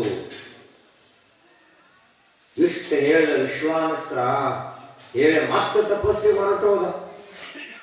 ತಪಸ್ಸನ್ನು ಮಾಡಿದ. ಇನ್ನು ಏನಾದ್ರೂ ಮಾಡಿ ಆಕಳ ಹೋಗ್ತಾವನಿಗೆ, ಇನ್ನು ಏನಾದ್ರೂ ಮಾಡಿ ನಾನು ಬ್ರಹ್ಮರ್ಷಿ ಅನ್ಸ್ಕೋಬೇಕು ಅಂತ ತಪಸ್ಸು ಮಾಡ್ಲಿಕ್ಕೆ ಪ್ರಾರಂಭ ಮಾಡಿದ. 100 ವರ್ಷ ತಪಸ್ಸು ಮಾಡಿದಾಗ ಬ್ರಹ್ಮದೇವ ಪ್ರತ್ಯಕ್ಷ ಆಗಿ ವರ ಏನ್ ಬೇಕು ಕೇಳು ಅಂತಂದ. ಇಲ್ಲ, ನನಗೆ ಬ್ರಹ್ಮರ್ಷಿ ಅಂತ ಕರಿಬೇಕು ನೀನು, ನಾನು ಬ್ರಹ್ಮರ್ಷಿ ಆಗೇನೆ ಅಂತ ಹೇಳ್ಬೇಕಂತಂದ. ಬ್ರಹ್ಮದೇವ ಹೇಳಿದ, ನಿನ್ನಲ್ಲಿ ಇನ್ನೂ ಆ ಸಾಮರ್ಥ್ಯ ಬಂದಿಲ್ಲ. ನೀನು ಈಗ ರಾಜರ್ಷಿ ಮಾತ್ರ. ರಾಜನಾಗಿದ್ದಂಥವ ಈಗ ಸ್ವಲ್ಪ ಒಳ್ಳೆಯ ಗುಣಗಳನ್ನು ಪಡೆದುಕೊಂಡು ತಪಸ್ಸನ್ನು ಮಾಡಿ ರಾಜ ಋಷಿ ಆಗಿರುವೆ ಹೊರತು ಬ್ರಹ್ಮ ಋಷಿ ಆಗಿಲ್ಲ ಅಂತ ಹೇಳಿದ ಬ್ರಹ್ಮದೇವ. ಹೇಳಿ ಹೊರಟು ಇವನಿಗೆ ಮತ್ತಷ್ಟು ಸಿಟ್ಟು ಬಂತು. ಮತ್ತೆ ತಪಸ್ಸನ್ನು ಪ್ರಾರಂಭ ಮಾಡಿದಾಗ ಮತ್ತೆ ದೇವರ ಪ್ರತ್ಯಕ್ಷ ಆದ. ಅವಾಗ ದೇವರಂದ, ನೀಗ ರಾಜರ್ಷಿಗಿಂತ ಮುಂದೆ ಹೋಗಿ ಋಷಿ ಆಗಿದಿ ಅಂತ ಹೇಳಿದ. ಬ್ರಹ್ಮರ್ಷಿ ಆಗಿಲ್ಲ ಇನ್ನು. ಆ ಬಳಿಕ ಮತ್ತಿವನಿಗೆ ಹಠವಾದಿ ವಿಶ್ವಾಮಿತ್ರ ಅಂದ್ರೆ ಈ ಜಗತ್ತಿನಲ್ಲಿ ಛಲಕ್ಕೆ ಒಂದು ಅದ್ವಿತೀಯ ಉದಾಹರಣೆ. ಸೋಲವಾದ ಮನುಷ್ಯ, ಯಾವ ಮನುಷ್ಯ ಸೋತವ ಅಂದ್ರ ಈ ಪಂದ್ಯದಲ್ಲಿ ಆಗಲಿ ಜೀವನದಲ್ಲಿ ಆಗಲಿ ಸೋತೆ ಅಂತ ಒಪ್ಕೊಂಡ ಅಂದ್ರ ಅವನು ನಿಜವಾಗಿಯೂ ಸೋತಾನ. ನಾನು ಸೋತೇ ಇಲ್ಲ, ಸೋಲುವುದೇ ಇಲ್ಲ, ನಿರಂತರವಾಗಿ ಗೆಲುವಿನತ್ತಲೇ ನನ್ನ ಪ್ರಯತ್ನ ಅಂತ ಯಾವ ಪ್ರಯತ್ನ ಮಾಡ್ಕೋತಿರ್ತಾನಲ್ಲ ಅವನಿಗೆ ಸೋಲಿಲ್ಲ. ವಿಶ್ವಾಮಿತ್ರ ಅಟ್ಟ ಛಲಗಾರ, ತಪಸ್ಸನ್ನು ಮಾಡಿದ. ಆ ಬಳಿಕ ಮತ್ತೆ ದೇವರು ಪ್ರತ್ಯಕ್ಷ ಆದ, ನೀನು ಮಹರ್ಷಿಯಾದೆ ಅಂತ ಹೇಳಿದ. ಮಹಾನ್ ಋಷಿಯಾದೆ, ಋಷಿಗಳಲ್ಲಿಯೇ ಮಹಾನ್ ಋಷಿಯಾದೆ, ಮಹರ್ಷಿಯಾದೆ. ಅಷ್ಟಕ್ಕೂ ಸಮಾಧಾನ ಆಗಲಿಲ್ಲ. ಹಾಗೇ ತಪಸ್ಸನ್ನು ಮಾಡ್ತಾ ಇದ್ದ. ಇವನನ್ನು ಪರೀಕ್ಷೆ ಮಾಡಬೇಕಲ್ಲ. ಪರೀಕ್ಷೆ ಮಾಡಲಾರ್ದ ಈ ಜಗತ್ತಿನೊಳಗೆ ಯಾವ ರತ್ನವೂ ಹೊರಗೆ ಬರುವುದಿಲ್ಲ, ಯಾವ ಬಂಗಾರನೂ ಹೊಳೆಯುವುದಿಲ್ಲ. ಕಬ್ಬಿಣವನ್ನು ಯಾರು ಪರೀಕ್ಷೆನ ಮಾಡುವುದಿಲ್ಲ. ಯಾರೇ ಅದನ್ನು ಓದು ಪತ್ತಾರ ಅಂಗಡಿಗೆ ಹೋದು ಕಾಸಿ ಸೋಸಿ ಟಿಕ್ಕಿ ಮಾಡಿ ಅದನ್ನು ಕಬ್ಬಿಣ ಯಾರು ಹೊರಗೆ ಹಚ್ತಾರೆ? ಸುಳ್ಳು ಹೇಳೋನು ಯಾರು ಹೊರಗೆ ಹಚ್ಚಲಾಕ್ ಹೋಗುದಿಲ್ಲ. ಸತ್ಯವಂತ ಮಾತ್ರ ಸ್ವಲ್ಪ ತಪ್ಪಿದ್ರು ಇಡೀ ಊರಿನ ಜನ ಅವನ ಬಗ್ಗೆ ಮಾತಾಡ್ತಾರೆ. ಯಾಕಂದ್ರೆ ಎಂದೋ ಹಿಂಗ ಮಾಡ್ಲಾರ್ದವಲ್ಲಿ ಯಾಕೆ ಮಾಡಿದ ಅಂತ ವಿಚಾರ ಮಾಡ್ತಾರೆ. ದಿನ ಊರಾಗ ಮನುಷ್ಯ ಕೆಟ್ಟ ಕೆಲಸನ ಮಾಡ್ಕೋತಿರ್ತಾನ, ಅವನ ಬಗ್ಗೆ ವಿಚಾರ ಮಾಡುವುದಿಲ್ಲ. ಬಂಗಾರವನ್ನ ಪರೀಕ್ಷೆ ಮಾಡ್ತಾರೆ ಹೊರತು ಸಾಮಾನ್ಯ ಲೋಹಗಳನ್ನ ಪರೀಕ್ಷೆ ಮಾಡುವುದಿಲ್ಲ.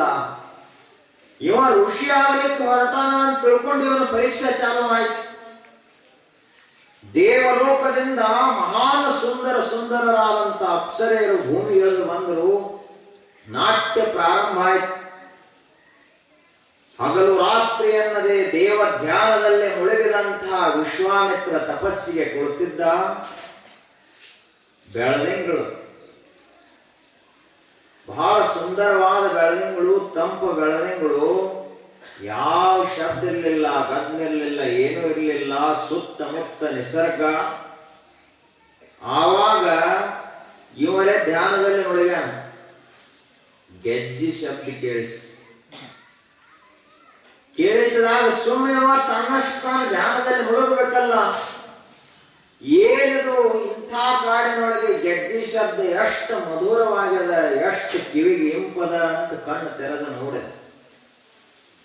ನೋಡಿದ ತಕ್ಷಣ ಏನಾಯಿತು, ಮುಂದ ಎಂಥವನ ಮನಸ್ಸನ್ನು ಆಕರ್ಷಿಸಬಲ್ಲಂಥ ಮೇನಕೆ ಅಪ್ಸರೆ ನಿಂತಿದ್ದು. ಆಕೆ ತನ್ನ ವಿವಿಧ ಎಲ್ಲಾ ನಾಟ್ಯದ ಭಂಗಿಗಳನ್ನು ತೋರಿಸಲಿಕ್ಕೆ ಪ್ರಾರಂಭ ಮಾಡಿದ್ಲು. ನೋಡಿದಾಗ ವಿಶ್ವಾಮಿತ್ರನ ಮನಸ್ಸು ಒಂದು ಕ್ಷಣ ಹೊಯ್ದಾಡಿದಾಗ ಅವನು ಆಕೆಯ ಜೊತೆಗೆ ಲಗ್ನ ಆದ. ಮೊದಲೇ ರಾಜ ಅಂದ ಬಳಕೇನು ವೈಭವದಲ್ಲಿ ಬೆಳೆದಿರ್ತಾರ. ಅವರು ಬಡವರು ಬೆಳೆಯುವುದು ಬೇರೆ, ಶ್ರೀಮಂತರು ಬೆಳೆಯುವುದು ಬೇರೆ. ಏನು ಕೊರತೆ ಇರುವುದಿಲ್ಲ ಅವರಿಗೆ. ಆ ವಾಸನೆಗಳೇನ ನಷ್ಟ ಆಗಿ ಹೋಗಿದ್ದಿಲ್ಲ, ಮನಸ್ಸಿನೊಳಗೆ ಹಂಗ ಉಳ್ಕೊಂಡಿದ್ದು. ವಾಸನ ಅಂದ್ರೆ ಇದು ಬಹಳ ದೊಡ್ಡ ಶಬ್ದ. ಇದು ಶಾಸ್ತ್ರದೊಳಗೆ ವಾಸನೆ ಅಂತ ಕರೀತಾರೆ. ವಾಸನ ಅಂದ್ರೆ ಇದು ಮಲ್ಲಿಗೆ ಹೂವಿನ ವಾಸನೆ, ಈ ವಾಸನ ಅಲ್ಲ. ವಾಸನ ಅಂದ್ರೆ ನಾವು ಪೂರ್ವದಲ್ಲಿ ಹಿಂದೆ ಮಾಡಿರುವಂತಹ ಕರ್ಮಗಳ ಸಂಸ್ಕಾರ ನಮ್ಮ ಮನಸ್ಸಿನೊಳಗೆ ಉಳಿದಿರ್ತದೆ. 10 ವರ್ಷ ಆತ ಮನುಷ್ಯ ಕುಡಿಯುವುದು ಬಿಟ್ಟಾನಂದ್ರೂ ಅವನು ಮುಂದೆ ತಂದು ಒಂದು ಬಾಟ್ಲಿ ಇಟ್ಟು ಅವನು ಧ್ಯಾನ ಮಾಡಂತ ಹೇಳ್ಬೇಕು ನಾವು. ಈಗ ನಿನ್ನ ಮನಸ್ಸು ನಿರ್ವಿಕಾರ ಮಾಡು ಅಂತ ಹೇಳಿದ್ರೆ ಆ ಹಿಂದೆ 10 ವರ್ಷ ಹಿಂದೆ ಬಿಟ್ಟಂತ ಏನು ಸೆರೆ ಇತ್ತಲ್ಲ ಅದು ಮನುಷ್ಯನಾಗ ಸಂಸ್ಕಾರ ರೂಪವಾಗಿ ವಾಸನಾ ರೂಪವಾಗಿ ಹೇಳಲಿಕ್ಕೆ ಪ್ರಾರಂಭ ಆಗುತ್ತೆ. ಈಗ ಸಕ್ಕರೆ ತಿನ್ನೋದು ಬಿಟ್ಟು 10 ವರ್ಷ ಆಯ್ತು, ಯಾಕೆ ಶುಗರ್ ಬಂದ. ಆದ್ರೆ ಇವತ್ತವನು ಮುಂದೆ ತಂದ ಜಿಲೇಬಿ ಇಟ್ರು ಅಂದ್ರ ಹೇಳಾರ್ದನ ನಾಲಿಗೆ ಒಳಗಿನ ಲಾಲಾರಸ ಸುರಿಲಕ್ಕೆ ಚಾಲು ಆಗುತ್ತೆ. ಯಾಕೆ ಹಿಂಗಾತು? ವಾಸನೆ, ಸಂಸ್ಕಾರ. ಅದರಂತೆಯೇ ಆ ವಿಶ್ವಾಮಿತ್ರ ಮೇನಕಾ ಅಪ್ಸರೆಯ ರೂಪಕ್ಕೆ ಸೋತು ಲಗ್ನಾದ 8 ವರ್ಷಗಳ ಹೊರಗಿನ ಜಗತ್ತಿಗೆ ಬರಲಿಲ್ಲ, ತಪಸ್ಸ ಮಾಡಲಿಲ್ಲ. ತಪಸ್ಸು ನಷ್ಟ ಆಗಿ ಹೋಯಿತು. ತಪಸ್ಸು ನಷ್ಟ ಯಾವಾಗ ಆಗ್ತದ? ಧರ್ಮ ಮಾರ್ಗದಿಂದ ಬರೀ ಒಂದು ಹೆಜ್ಜೆ ಜಾರಿದ ಅಂದ್ರೆ ತಪಸ್ಸು ನಷ್ಟ ಆಯ್ತು ಅಂತ. ಅದಕ್ಕೆ ಹೇಳ್ತಾರ, ಈ ಜಗತ್ತಿನ ಜನರೆಲ್ಲರೂ ಹುಟ್ಟುವಾಗ ಶ್ರೇಷ್ಠ ಬ್ರಹ್ಮ ತೇಜದಿಂದಲೇ ಕೂಡಿದ್ರು. ಒಬ್ಬ ಬ್ರಹ್ಮಜ್ಞಾನಿಯ ಮುಖದ ಮ್ಯಾಲ ಯಾವ ಬ್ರಹ್ಮ ತೇಜ ಇರ್ತದೋ ಹುಟ್ಟಿದ ಕೂಸಿನ ಮುಖದ ಮ್ಯಾಲೂ ಅದೇ ಬ್ರಹ್ಮ ತೇಜ ಇರ್ತದೆ. ಒಬ್ಬ ಮಹಾತ್ಮರನ್ನು ನೋಡಿದ್ರು ಅದೇ ತೇಜ ಇರ್ತದೆ. ಒಂದು ಮುಗ್ಧ ಮಗುವಿನ ಮುಖ ನೋಡಿದ್ರು ಅದೇ ಬ್ರಹ್ಮ ತೇಜ ಇರ್ತದೆ. ಋಷಿಯ ಮುಖದ ಮೇಲೂ ಕಾಮಕ್ರೋಧಾದಿಗಳಿರುವುದಿಲ್ಲ, ಮಗುವಿನ ಮುಗ್ಧ ಮುಖದ ಮೇಲೂ ಕಾಮಕ್ರೋಧಾದಿ ದೋಷಗಳಿರುವುದಿಲ್ಲ. ಏನಿರ್ತದೆ? ಇವರು ನಮ್ಮವರು, ಇವರು ಅಲ್ಲ, ಇವರು ಬಹಳ ಶ್ರೇಷ್ಠ, ಇವರು ಕನಿಷ್ಠ ಅನ್ನುವ ಭೇದ ಭಾವನ ಆ ಮಗುವಿಗಿರುವುದಿಲ್ಲ. ಆದ್ರ ಈ ಪ್ರಪಂಚದ ಜನರ ಮನಸ್ಥಿತಿ ಇದರ ಸಂಪರ್ಕಕ್ಕೆ ಯಾವಾಗ ಹುಡುಗ ಬೆಳಕೋತ ಹೋಯಿತು, ಅಪಾರ ಪ್ರಮಾಣದ ತಪಸ್ಸು ನಷ್ಟ ಆಗಿ ಹೋಗುತ್ತದೆ. ಒಂದು ವೇಳೆ ಹುಟ್ಟಿದಂತಹ ಮನುಷ್ಯ ಅಖಂಡವಾಗಿ ನಿರ್ವಿಕಾರವಾಗಿ ಯಾವುದೇ ರೀತಿಯಾದಂತಹ ಜನರ ಜೊತೆಗೆ ಬೆರೆಯದೆ ಕೇವಲ ತಪಸ್ಸಿನಲ್ಲಿ ಮುಳುಗಿದ ಅಂದ್ರ ಅಸಾಮಾನ್ಯ ಶಕ್ತಿ ಬರ್ತದ ಅವನಿಗೆ. ಬರೀ ಸಂಕಲ್ಪ ಮಾತ್ರದಿಂದ ಜಗತ್ತನ್ನ ನಿಯಂತ್ರಣ ಮಾಡಬಹುದು ಅಂತ ಸಾಮರ್ಥ್ಯ ಬರ್ತದೆ. ಆದರೆ ಏನ್ ಮಾಡುವುದು? ಏನಾಯ್ತಲ್ಲ, ನಷ್ಟವಾಗಿ ಹೋಯಿತು. ನಾವು ತಿಳ್ಕೊತೀವಿ, ಇಲ್ಲ ಲಗ್ನ ಆದ ಬಹಳ ಒಳ್ಳೆಯದಾಯ್ತು. ಲಗ್ನ ಆಗಬಾರದಂತಲ್ಲ, ಋಷಿಗಳೆಲ್ಲ ಲಗ್ನ ಆದವರು 25 ವರ್ಷ ಅಷ್ಟ ಪ್ರಪಂಚ ಮಾಡಿದವರು. 25 ವರ್ಷ ಮೊದಲ ಸರಿಯಾಗಿ ಗುರುಕುಲದಲ್ಲಿದ್ದು ವೇದಾಭ್ಯಾಸ ಶಾಸ್ತ್ರದ ಅಭ್ಯಾಸ ಮಾಡಿದರು. 25 ವರ್ಷದಿಂದ 50 ವರ್ಷ ತನಕ ಪ್ರಪಂಚ ಮಾಡಿದರು. 50 ವರ್ಷಕ್ಕ ಪ್ರಪಂಚವನ್ನು ಬಿಟ್ಟು ಅದಕ್ಕವರು ದೇವ ಸಾಕ್ಷಾತ್ಕಾರ ಹೊಂದಿದ್ರು, ಬ್ರಹ್ಮಜ್ಞಾನಿಗಳಾದರು. ಇವೊಮ್ಮೆ ಏನ ಗೃಹಸ್ಥಾಗಿ ಮನೆ ಸೇರ್ತಾನಲ್ಲ, ಹೊಳ್ಳಿವನು ಹೆಣ ಆಗಿ ಮನೆಯಿಂದ ಹೊರಗ್ತರು. ಹಿಂಗಾದ್ರೆ ಹೆಂಗ ಬ್ರಹ್ಮಜ್ಞಾನಿ ಆಗುವುದು? ಅದರಂತೆಯೇ ಇಲ್ಲಿ ಆ ವಿಶ್ವಾಮಿತ್ರ ಜಾರಿದಾಗ ಅದಕ್ಕೆ ಹೇಳ್ತಾರೆ, ಜಗತ್ತಿನಲ್ಲಿ ಶಂಕರಾಚಾರ್ಯರು ಒಂದು ಸೂತ್ರದಲ್ಲಿ ಹೇಳ್ತಾರೆ,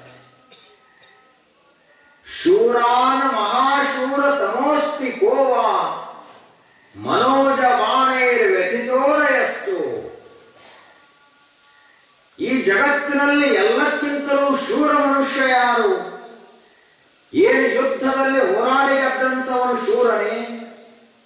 ಮಹಾನ ಕುಸ್ತಿ ಪೈಲವಾನನ್ನ ಸೋಲಿಸಿದಂಥವನು ಶೂರನೇ, ಶಕ್ತಿವಂತನೇ? ಏನು ಬರೀ ತನ್ನ ವಕ್ತೃತ್ವದ ಮೂಲಕ ಲಕ್ಷ ಜನರ ಮನಸ್ಸನ್ನ ಸೂರೆಗೊಳ್ಳುವಂತಹ ವಿದ್ವಾಂಸ ಶೂರನೇ? ಹಾಡುಗಾರ ಕೋಟ್ಯಾಂತರ ಜನರ ಮನಸ್ಸನ್ನ ಕ್ಷಣ ಮಾತ್ರದಲ್ಲಿ ಅಪಹರಣ ಮಾಡ್ತಾನ, ಅವ ಶೂರನೇ? ಯಾರ ಶೂರರು ಈ ಜಗತ್ತಿನೊಳಗ? ಆಗ ಶಂಕರಾಚಾರ್ಯ ಹೇಳ್ತಾರ, ಶೂರಾನ ಮಹಾಶೂರ, ಶೂರರಲ್ಲೇ ಅತ್ಯಂತ ಅಗ್ರೇಸರ ಬಹಳ ಶೂರ ಯಾರು, ಮಹಾವೀರನ್ಯಾರು? ಮನೋಜ ಬಾಣೈರ್ ವ್ಯಥಿತೋರಯಸ್ತು. ಯಾವ ಮನುಷ್ಯನ ಮನಸ್ಸಿನ ಮೇಲೆ ಕಾಮನ ಬಾಣಗಳ ನಾಟುವುದಿಲ್ಲವೋ ಅವನೇ ಈ ಜಗತ್ತಿನಲ್ಲಿ ಶೂರ. ಈ ಬಾಣಗಳಾದರೂ ಇವು ಬಹಳ ಚೂಪಿರ್ತಾವ. ಕಾಮನ ಬಾಣಗಳು ಕುಸುಮ ಬಾಣಗಳು ಅಂತ ಕರೀತಾರ. ಅವು ಹೂವಿನ ಬಾಣವು. ಶಿವ ತಪಸ್ಸಿಗೆ ಕುಂತಾಗ ಕಾಮ ಹೂವಿನ ಬಾಣಗಳನ್ನು ಬಿಟ್ಟ ಶಿವನ ಮೇಲೆ. ಅದಕ್ಕ ಇದು ಹೋಳಿ ಹುಣ್ಣಿಮೆ ಸಮೀಪ ವಸಂತ ಋತು ಇರ್ತದ. ಅವಾಗ ಎಲ್ಲಾ ಹೂವುಗಳು ಎಲ್ಲಾ ಚಿಗಿದಿರ್ತಾವ, ಗಿಡ ಹೊಸ ಹೂ ಬಿಟ್ಟಿರ್ತಾವ. ಆ ವಾತಾವರಣದಲ್ಲಿ ಆ ರೀತಿಯಾದಂಥ ಒಂದು ಮೋಹಕತೆ ಇರ್ತದೆ. ಆದರೆ ಶಿವನ ಮೇಲೆ ಬಿಟ್ಟಾಗ ಶಿವನಂಥ ಶಿವ ವಿಚಲಿತ ಆದ. ತತ್ಕ್ಷಣದಲ್ಲಿಯೇ ತ್ರಿನೇತ್ರದಿಂದ, ಮೂರನೇ ಕಣ್ಣಿನಿಂದ, ಅಗ್ನಿ ನೇತ್ರದಿಂದ ಸುಟ್ಟು ಬಿಟ್ಟ ಕಾಮನನ್ನು. ಆವಾಗ ಮನ್ಮಥನ ಪತ್ನಿಯಾದ ರತಿದೇವಿಯ ಪ್ರಾರ್ಥನೆಯಂತೆ ಮತ್ತ ಕಾಮ ಹುಟ್ಟಿದ. ಕಾಮನಿಗೆ ಶರೀರ ಇಲ್ಲ, ಯಾಕಂದ್ರೆ ಇದ್ದ ಶರೀರ ಸುಟ್ಟು ಹೋಯ್ತು. ಅವಾಗ ಶಿವ ವರ ಕೊಟ್ಟ ಆಕೆಗೆ, ನಿನ್ನ ಪತಿ ಸತ್ತಿಲ್ಲ, ನಿನ್ನ ಪತಿ ಎಲ್ಲಿ ಅದಾನ ಅಂದ್ರ ಅವನಿಗೆ ಏನಂತ ಕರೀತಾರ? ಮನಸ್ಸಿಜ ಅಂತ ಕರೀತಾರ. ಮನ್ಮಥ ಮನಸ್ಸಿಜ, ಮನಸ್ಸಿನೊಳಗನ ಹುಟ್ಟುವಂತಹ ಕಾಮ.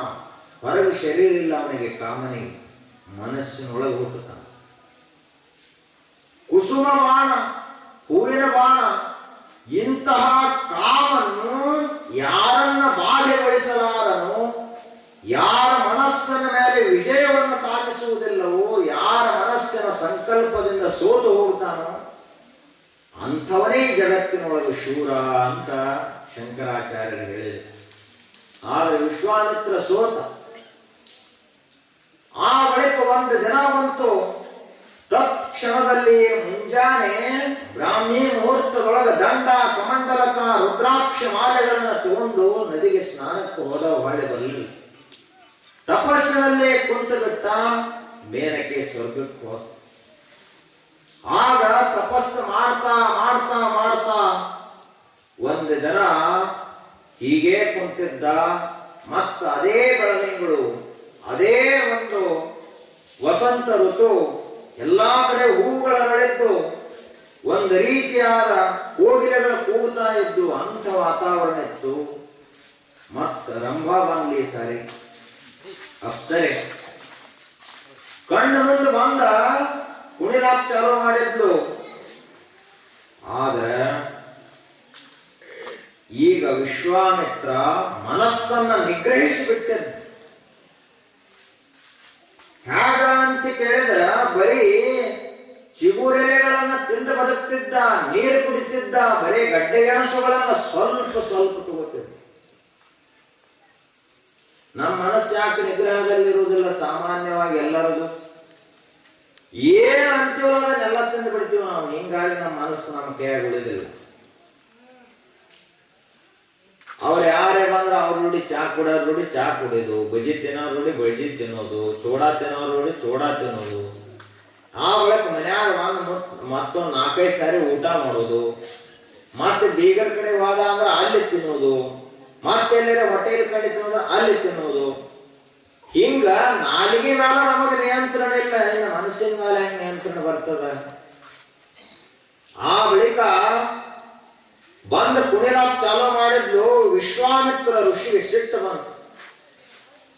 ಕೈಯಲ್ಲಿ ಏನು ಮಗ್ಗಲ ಕಮಂಡಲಿತ್ತು, ಅದರೊಳಗೆ ನೀರು ತಗೊಂಡ. ಯಾವ ಉದ್ದೇಶದಿಂದ ನೀನು ನನ್ನ ಮನಸ್ಸನ್ನು ವಿಕಾರ ಮಾಡಬೇಕು, ಬದಲು ಮಾಡಬೇಕು ಅಂತೇಳಿ ಬಂದದೆಲ್ಲ.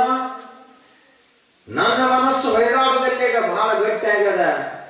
ಆದರೆ ನೀನು ಮಾತ್ರ 10,000 ವರ್ಷಗಳವರೆಗೆ ಕಲ್ಲಾಗಿ ಬಿದ್ದುಕೊಂಡಿರುವಂತ ಶಾಪ ಕೊಟ್ಟುಬಿಟ್ಟು. ರಂಭಾ ವಿಶ್ವಾಮಿತ್ರ ಋಷಿಯ ಶಾಪಕ್ಕ ಕಲ್ಲಾಗಿ ಬಿದ್ದ. ಆ ಬಳಿಕ ಮುಂದೆ ವಿಶ್ವಾಮಿತ್ರ ಮಹರ್ಷಿ ಹಾಗೇ ತಪಸ್ಸನ್ನು ಮುಂದುವರಿಸಿದ.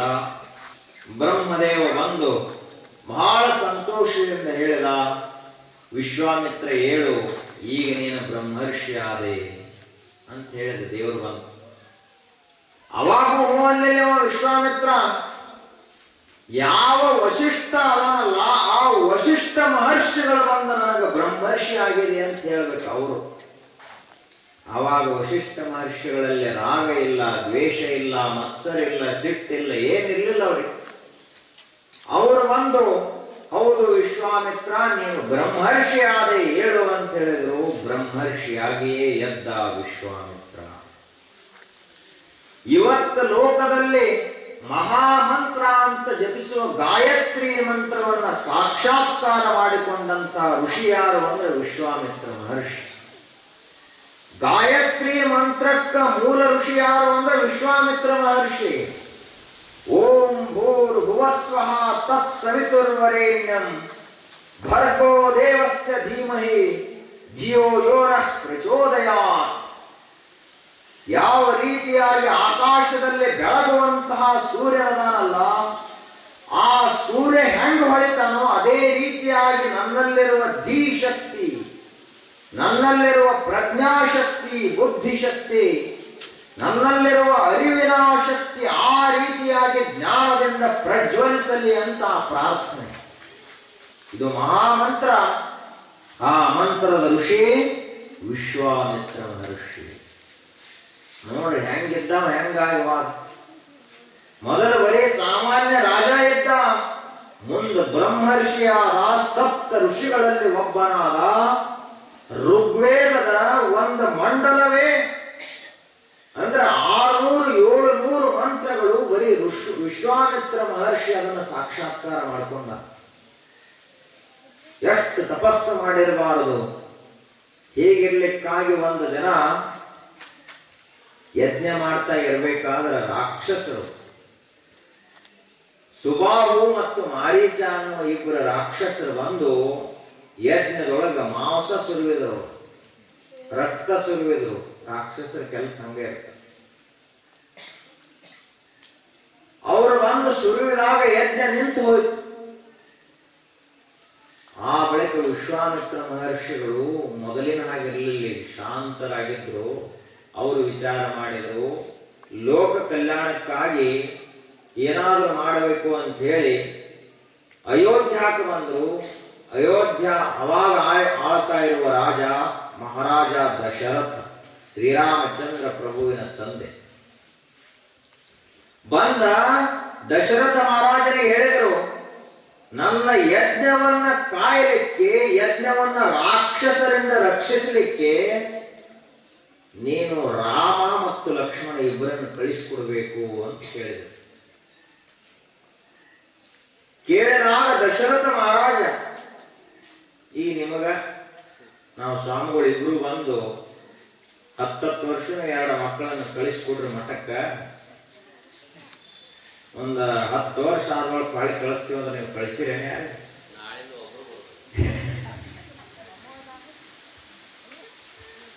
ಎದಕ್ಕ? ನಿಮಗ ನಮ್ಮ ಮ್ಯಾಲ ಪಕ್ಕಾ ವಿಶ್ವಾಸ ಇಲ್ಲ ಅಂತ. ಅದರಂತೆ ದಶರಥ ಮಹಾರಾಜನಿಗೂ ಕೂಡ ವಿಶ್ವಾಮಿತ್ರ ಮಹರ್ಷಿಗಳ ಮೇಲೆ ವಿಶ್ವಾಸ ಬರಲಿಲ್ಲ. ಋಷಿಗಳ ಸಿಟ್ಟಿಗೇರಿದ್ರು. ವಿಶ್ವಾಮಿತ್ರರ ಸಿಟ್ಟು ಅಂದ್ರೆ ಸಾಮಾನ್ಯ, ಬ್ರಹ್ಮರ್ಷಿ ಆದ ಬಳಿಕ ಇಡೀ ವಿಶ್ವವನ್ನು ನಿಯಂತ್ರಣ ಮಾಡುವ ಶಕ್ತಿ ಅವರಿಗೆ ಬಂದಿರುತ್ತೆ. ಅವರಿಗೆ ಬ್ರಹ್ಮರ್ಷಿಗಳನ್ನು ಎಂಥವರನ್ನು ಕೂಡ ಮಹಾರಾಜನನ್ನಾಗಿಸುವಷ್ಟು ಸಾಮರ್ಥ್ಯ ಅವರಿಗೆ ಇರ್ತದ, ಮಹಾರಾಜನನ್ನು ಕೂಡ ಸೇವಕನನ್ನಾಗಿ ಮಾಡುವಷ್ಟು ಸಾಮರ್ಥ್ಯ ಇರ್ತದೆ. ಬ್ರಹ್ಮರ್ಷಿ ಅಂದ್ರೆ ಸಾಮಾನ್ಯವೇ? ಪಲ್ಲಕ್ಕಿಯಲ್ಲಿ ಋಷಿಗಳು 7 ಮಂದಿ ಋಷಿಗಳು ಹೊತ್ತಂತ ಪಲ್ಲಕ್ಕಿಯಲ್ಲಿ ನಹುಷ ಕುಂತಿದ್ರು. ಅವಾಗ ಬೇಗ ನಡೀರಿ, ಬೇಗ ನಡೀರಿ, ಸರ್ಪ ಸರ್ಪ ಅಂತ ಹೇಳಿ ನಹುಷ ಅಂದಾಗ ಅಗಸ್ತ್ಯ ಮಹರ್ಷಿಗಳು ತಕ್ಷಣದಲ್ಲಿ ಇಂದ್ರಿದ್ದ.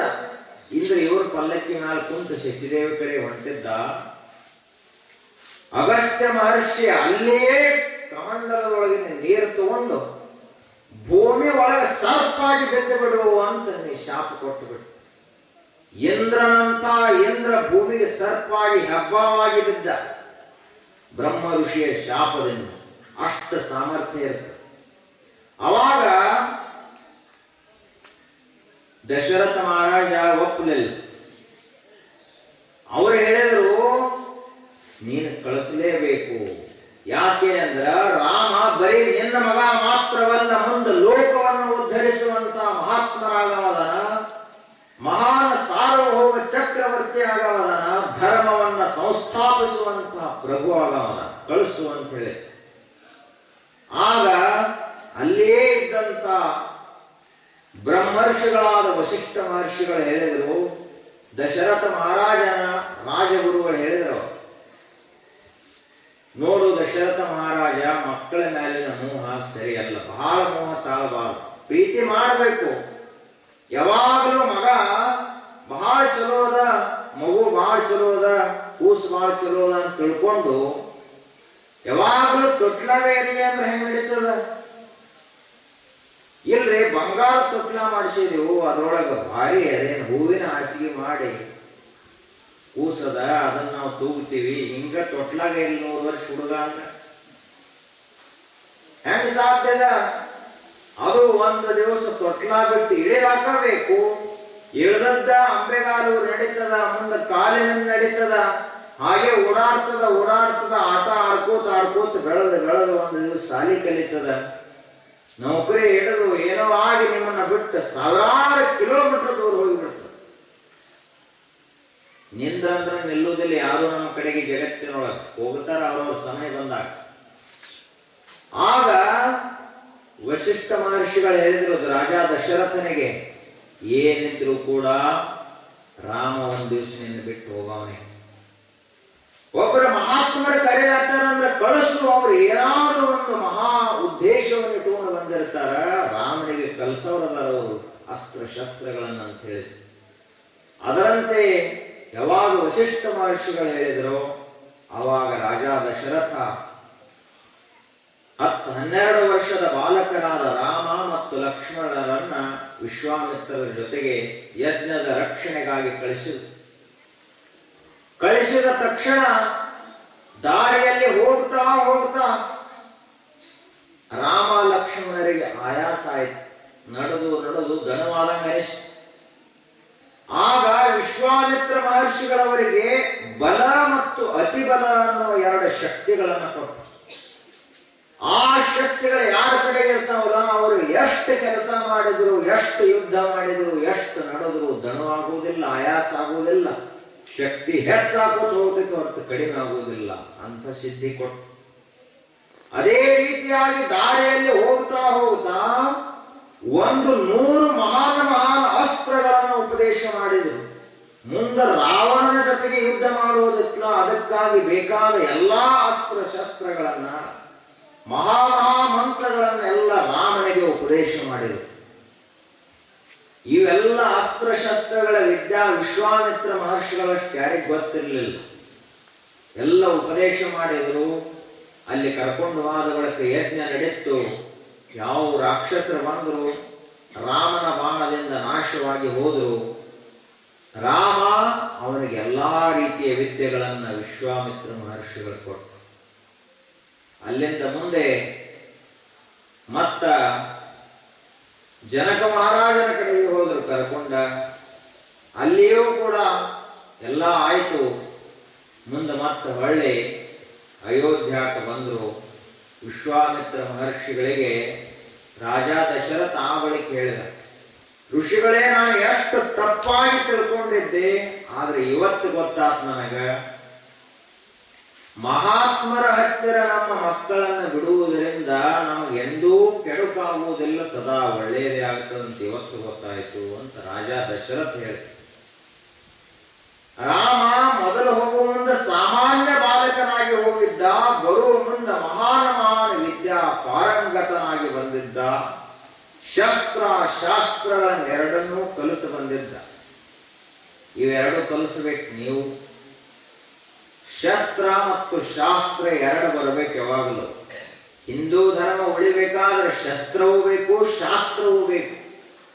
ಈ ದೇಶ ಉಳಿಬೇಕಾದ್ರೆ ಬರೀ ಶಾಸ್ತ್ರ ಹೇಳಿದ್ರೆ ನಡೆಯುವುದಿಲ್ಲ, ಬರೀ ದಯಾ ಅಹಿಂಸಾ ಅಂತ ಹೇಳಿದ್ರು ನಡೆಯುವುದಿಲ್ಲ. ಧರ್ಮದ ರಕ್ಷಣೆ ವಿಷಯ ಬಂದಾಗ ಧರ್ಮೋ ರಕ್ಷತೆ ರಕ್ಷಿತಃ ಧರ್ಮ ಹಿಂಸಾ ತಥೈವ ಚ. ಧರ್ಮವನ್ನು ನಾವು ರಕ್ಷಣೆ ಮಾಡಿದ್ರೆ ಧರ್ಮ ನಮ್ಮನ್ನ ರಕ್ಷಣೆ ಮಾಡ್ತದ. ಯಾವಾಗ ಧರ್ಮಕ್ಕೆ ಸಂಕಟ ಬರ್ತದ ಆವಾಗ ಶಾಸ್ತ್ರ ಮತ್ತು ಶಸ್ತ್ರ ಎರಡನ್ನು ಹಿಡಿಬೇಕಾಗುತ್ತೆ. ಆದ್ರೆ ಇವತ್ತಿನ ಮಕ್ಕಳಿಗೆ ಏನ್ ಕಲಿಸ್ತೇವೆ? ಅದು ಹಳ್ಳ ಹತ್ತಿ ಅಂದ್ರೆ ಒಂದು ಮೊಬೈಲ್ ಕೊಟ್ಟು ಬಿಡ್ತೀರಿ. ಅದು ಮೊಬೈಲ್ ನೋಡ್ಕೋತ ಅದರಲ್ಲಿ ಮುಳಿಗೆ ಒಂದು ಆಟ ಸಹಿತ ಆಡೋದಲ್ಲ. ಇನ್ನು ಮೊದಲಿನ ಅಜ್ಜಗಳ ಕಾಲಕ್ಕೆ ಈಗ ಸ್ವಲ್ಪ ಒಂದು 20-30 ವರ್ಷದ ಹಿಂದ ಆ ಹುಡುಗರೆಲ್ಲ ಬೇರೆ ಬೇರೆ ಆಟ ಆಡ್ತಿದ್ದು. ಈ ಎಲ್ಲ ಆಟ ಮೊಬೈಲ್ದಾಗೆ ಬಂದವು. ಆ ಹುಡುಗರು ಅಲ್ಲೇ ಮೊಬೈಲ್ದಾಗೆ ಜಿಗಿತಾವ, ಮೊಬೈಲ್ದಾಗೆ ಬೀಳ್ತಾವ, ಅಲ್ಲೇ ಮೊಬೈಲ್ದಾಗ ಓಡ್ತಾವ, ಹೊರಗೆ ಓಡುವುದೇ ಇಲ್ಲ. ಯಾಕೆ ಹೊರಗೆ ಭೂಮಿ ಐತೆ ಸತ್ಯ ಗೊತ್ತಿಲ್ಲ ಹುಡುಗರಿಗೆ. ಶಸ್ತ್ರ ಗೊತ್ತಿರಬೇಕು ಯಾವಾಗಲೂ. ಮನೆಯಲ್ಲಿ ಒಂದು ಧರ್ಮದ ಪ್ರಸಂಗ ಬಂದಾಗ ಒಂದು ಬಡಿಗೆ ಆದರೂ ಇರಬೇಕು ಹಿಂದೂಗಳ ಮನ್ಯಾಗ. ಬಡಿಗೆ ಸಹಿತಿಲ್ಲ ಅವರು, ಅದೂ ಇಲ್ಲ. ಮತ್ತು ನಮ್ಮ ಸಂಸ್ಕೃತಿಯಲ್ಲಿ ಏನದ, ಆಯುಧ ಪೂಜಾ ಅಂತದ. ಎದಕ್ಕದ ಅದು? ನಾವೆಲ್ಲ ವರ್ಷ ಪೂರ್ತಿ ಬಳಸ್ತೀವಿ ಆಯುಧಗಳನ್ನ, ಅವು ಇಲ್ಲಿ ಅವು ದೇವರು ಅಂತ ಪೂಜೆ ಮಾಡ್ತೀವಿ. ಹಿಂಗಾಗಿ ಪ್ರತಿ ಮನೆಗಳಲ್ಲಿಯೂ ನಮ್ಮಲ್ಲಿ ಇರಬೇಕು. ಆದ್ರ ಇವತ್ತಿನ ಹಿಂದೂಗಳು ಹೇಗದಾರ ಅಂತ ಕೇಳಿದ್ರ ಹೇಡಿಗಳಾಗ್ಯಾರ ಬಹಳಷ್ಟು. ಮಳೆ ಬರ್ತಂದ್ರೆ ಹುಡುಗರಿಗೆ ತಮ್ಮ ನೆನದ ನೆಗಡಿ ಬರ್ತದೆ, ಹೊರಗೆ ಹೋಗಬೇಡ ಅಂತ ಹೇಳ್ತಾರ ಮನ್ಯಾಗ. ಮತ್ತೆ ಹಿಂಗಾದ್ರ ಹುಡುಗಿನ ಏಕಲವ್ಯನಂಗ ಶೂರಾಗ ಒಂದು ನಾಯಿ ಬಗಳಿತು ಅಂದ್ರೆ ಅಷ್ಟು ದೂರ ಬಿಡೋಕನ ಹುಡುಗ. ಹುಲಿ ಅನ್ನೋದು ಬರೀ ನಾಯಿ ಬಗಳಿದ್ರೆ ಇಷ್ಟ ಅನಿಸ್ತ. ಬರೀ ಒಂದು ಬೆಕ್ಕ ಒಂದು ಸ್ವಲ್ಪ ಶಬ್ದ ಮಾಡಿತು ಅಂದ್ರೆ ಅಷ್ಟು ದೂರ ಜಿಗಿದಿರ್ತ. ಹಿಂಗಾದ್ರೆ ಹೇಗ? ಏನೇ ಬರಲಿ ಅದನ್ನು ಎದುರಿಸುವಂತಹ ಧೈರ್ಯ, ಸ್ಥೈರ್ಯ, ಒಂದು ರೀತಿಯಾದ ವಿಶ್ವಾಸ, ಶಕ್ತಿ, ಸಾಮರ್ಥ್ಯ ಎಲ್ಲ ಬರಬೇಕಾದ್ರೆ ಬರೀ ಬಡಿಗೆ ತಿರುಗಿಸುವುದಾದ್ರೂ ಕಲಿಸ್ಬೇಕು ಮಕ್ಕಳಿಗೆ. ಅದು ದೊಡ್ಡ ವಿದ್ಯೆ ಅದು. ಧನುರ್ವೇದದಲ್ಲಿ ಮೊದಲಿಗೆ ಏನು ಕಲಿಸ್ತಾರ? ಬಡಿಗೆ ತಿರುಗಿಸುವುದು ಕಲಿಸ್ತಾರ. ಹೆಂಗ ಬಡಿಗೆ ತಿರುಗಿಸ್ತಾರ ಅಂದ್ರೆ ಅವರು, ನೀವು ಕಲ್ಲು ಹೋಗಿರಿ, ಗುಂಡು ಹಾಕಿರಿ, ಏನು ಮಾಡಿದ್ರು ಕೂಡ ಅವರಿಗೆ ಒಂದು ಬಡಿಯುವುದಿಲ್ಲ, ಅಷ್ಟು ವೇಗವಾಗಿ ತಿರುಗಿಸ್ತಾರ ಅವರು. ನಮ್ಮ ದೇಶದ ವಿದ್ಯೆಗಳೇ ಅವು. ಆದ್ರೆ ಇವತ್ತ ಯಾರು ಒಬ್ರು ಕಲಿಸಿದ ಮನ್ಯಾಗ ಏನು ಕಲಿಸ್ತೀರಪ್ಪ ಅಂದ್ರೆ ಏನೂ ಇಲ್ಲ. ಸೈಕಲ್ ಸಹಿತ ಕಲಿಸುವರಿ, ಈಜುದು ಕಲಿಸುವರಿ. ಎಷ್ಟೋ ಸಿಟಿ ಒಳಗೆ ಅದಾವ ಮಕ್ಕಳು, ಒಬ್ಬರಿಗೆ ಈಸುದು ಬರೋಲ್ಲ ಮಕ್ಕಳಿಗೆ. ಎಲ್ಲಿ ಬರೀ ಇಷ್ಟು ಎದೆ ಮಠ ನೀರೊಳಗೆ ಬಿದ್ದ ಸಾಯ್ತಾವ. ಈಜುದು ಕಲಿಸೋದಿಲ್ಲ, ಸೈಕಲ್ ಕಲಿಸೋದಿಲ್ಲ. ಏನ್ ಕಲಿಸ್ತಾರ? ಬರೀ ಮೊಬೈಲ್. ಅದೊಂದು ಕೊಟ್ರ ಸಾಕು, ಮುಗಿತು. ಮುತ್ಯಾನಗಪ್ಪ, ಆಯಿನಗಪ್ಪ, ಮೊಮ್ಮಕ್ಕಳಿಗಪ್ಪ. ಆದ್ರ ವಿಶ್ವಾಮಿತ್ರ ಮಹರ್ಷಿಗಳು ಶ್ರೀರಾಮಚಂದ್ರನ ಮುಂದ ರಾವಣನ ಜೊತೆಗೆ ಯುದ್ಧ ಮಾಡ್ಲಿಕ್ಕೆ ಏನು ತಯಾರಿ ಬೇಕು ಅದನ್ನು ಸಣ್ಣ ವಯಸ್ಸಿನಾಗ ಮಾಡಿಬಿಟ್ಟು. ಅಂತ ವಿಶ್ವಾಮಿತ್ರ ಮಹರ್ಷಿಗಳು ಗಾಯತ್ರಿ ಮಂತ್ರದ ದೃಷ್ಟಾರರು, ಲೋಕ ಪೂಜ್ಯರು, ಸಪ್ತ ಋಷಿಗಳಲ್ಲಿ ಒಬ್ಬರು. ಸಾಮಾನ್ಯರಾಗಿದ್ದಂಥವರು ಬ್ರಹ್ಮ ಋಷಿಯ ಸ್ಥಾನಕ್ಕೆ ಏರಿದರು. ಎಷ್ಟು ಸಾರಿ ಸೋತರು ಸಹಿತ ಸೋಲು ಒಪ್ಪಿಕೊಳ್ಳಿಲ್ಲ. ಕೊನೆಗೆ ಎಂದಿಗೂ ಸೋಲದಂತೆ ಗೆದ್ದು ಬಿಟ್ರು. ಇದು ವಿಶ್ವಾಮಿತ್ರ ಮಹರ್ಷಿಗಳ ಚರಿತ್ರೆ. ನಾವು ಅವರ ಚರಿತ್ರೆಯಿಂದ ಕಲಿಬೇಕು. ಆದ್ರೆ ನಾವು ಕಲಿದೇನು? ಸೋಲಂಗೆಲ್ಲ. ಎಲ್ಲಿ? ಒಟ್ಟು ಜಗಳದಾಗ ಸೋಲುವುದಿಲ್ಲ, ಅದು ಒಂದು ಕಲ್ತಿದ್ವಿ ನಾವು. ಸಾಧನದೊಳಗೆ ಸೋಲಬಾರದು. ಅದಕ್ಕಂತ ಥಾಮಸ್ ಆಲ್ವಾ ಎಡಿಸನ್ ಸೋಲಿಲ್ಲ ಎದರೊಳಗೆ, ಜಗಳದಾಗ ಅಲ್ಲ. ಸಂಶೋಧನೆ ಒಂದಾದ ನಂತರ ಒಂದು ಪ್ರಯೋಗ ಮಾಡ್ಕೋತವಾದ ಒಂದು ಬಲ್ಬ್ ಕಂಡು ಹಿಡಿಯಲಿಕ್ಕೆ 99 ಸಾರಿ ಅವನಿಂದ ಆಗಲಿಲ್ಲ. 3ನೇ ಸಾರಿಗೆ ಬಲ್ಬ್ ಹತ್ತಿ ಸೋಲು ಒಪ್ಪಿಕೊಳ್ಳಿಲ್ಲವ. ಯಾಕೆ ಬಲ್ಬ್ ಹತ್ತುದಿಲ್ಲ ಅಂತ ಕೇಳಿದ. ಸಂಶೋಧನೆ ಮಾಡಿದ ಕೊನೆಗೊಂದು ದಿವಸ ಬಲ್ಬ್ ಹತ್ತಿ. ಹಂಗ ನಮ್ಮಲ್ಲಿ ಛಲ ಇರಬೇಕು ಸಾಧನೆಯಲ್ಲಿ. ಅವಾಗ ನಾವೇನಾಗ್ತೀವಿ? ಕೃತಾರ್ಥರಾಗ್ತೀವಿ, ಧನ್ಯ ಆಗ್ತೀವಿ. ಹೀಗೆ ಅಂತ ಬ್ರಹ್ಮರ್ಷಿಗಳಾದ, ಸಪ್ತ ಋಷಿಗಳಲ್ಲಿ ಒಬ್ಬರಾದ, ಗಾಯತ್ರಿ ಮಂತ್ರದ ದೃಷ್ಟಾರರಾದ ಬ್ರಹ್ಮರ್ಷಿ ವಿಶ್ವಾಮಿತ್ರರು ನಮ್ಮೆಲ್ಲರಿಗೂ ಸದ್ಬುದ್ಧಿಯನ್ನು ಕೊಟ್ಟು ಕಾಪಾಡಲಿ ಅಂತ ಅವರ ಶ್ರೀಚರಣದಲ್ಲಿ ಪ್ರಾರ್ಥಿಸಿ ಒಂದೆರಡು ಮಾತುಗಳು ಸದ್ಗುರು ಚರಣಕ್ಕೆ ಸಮರ್ಪಣೆ.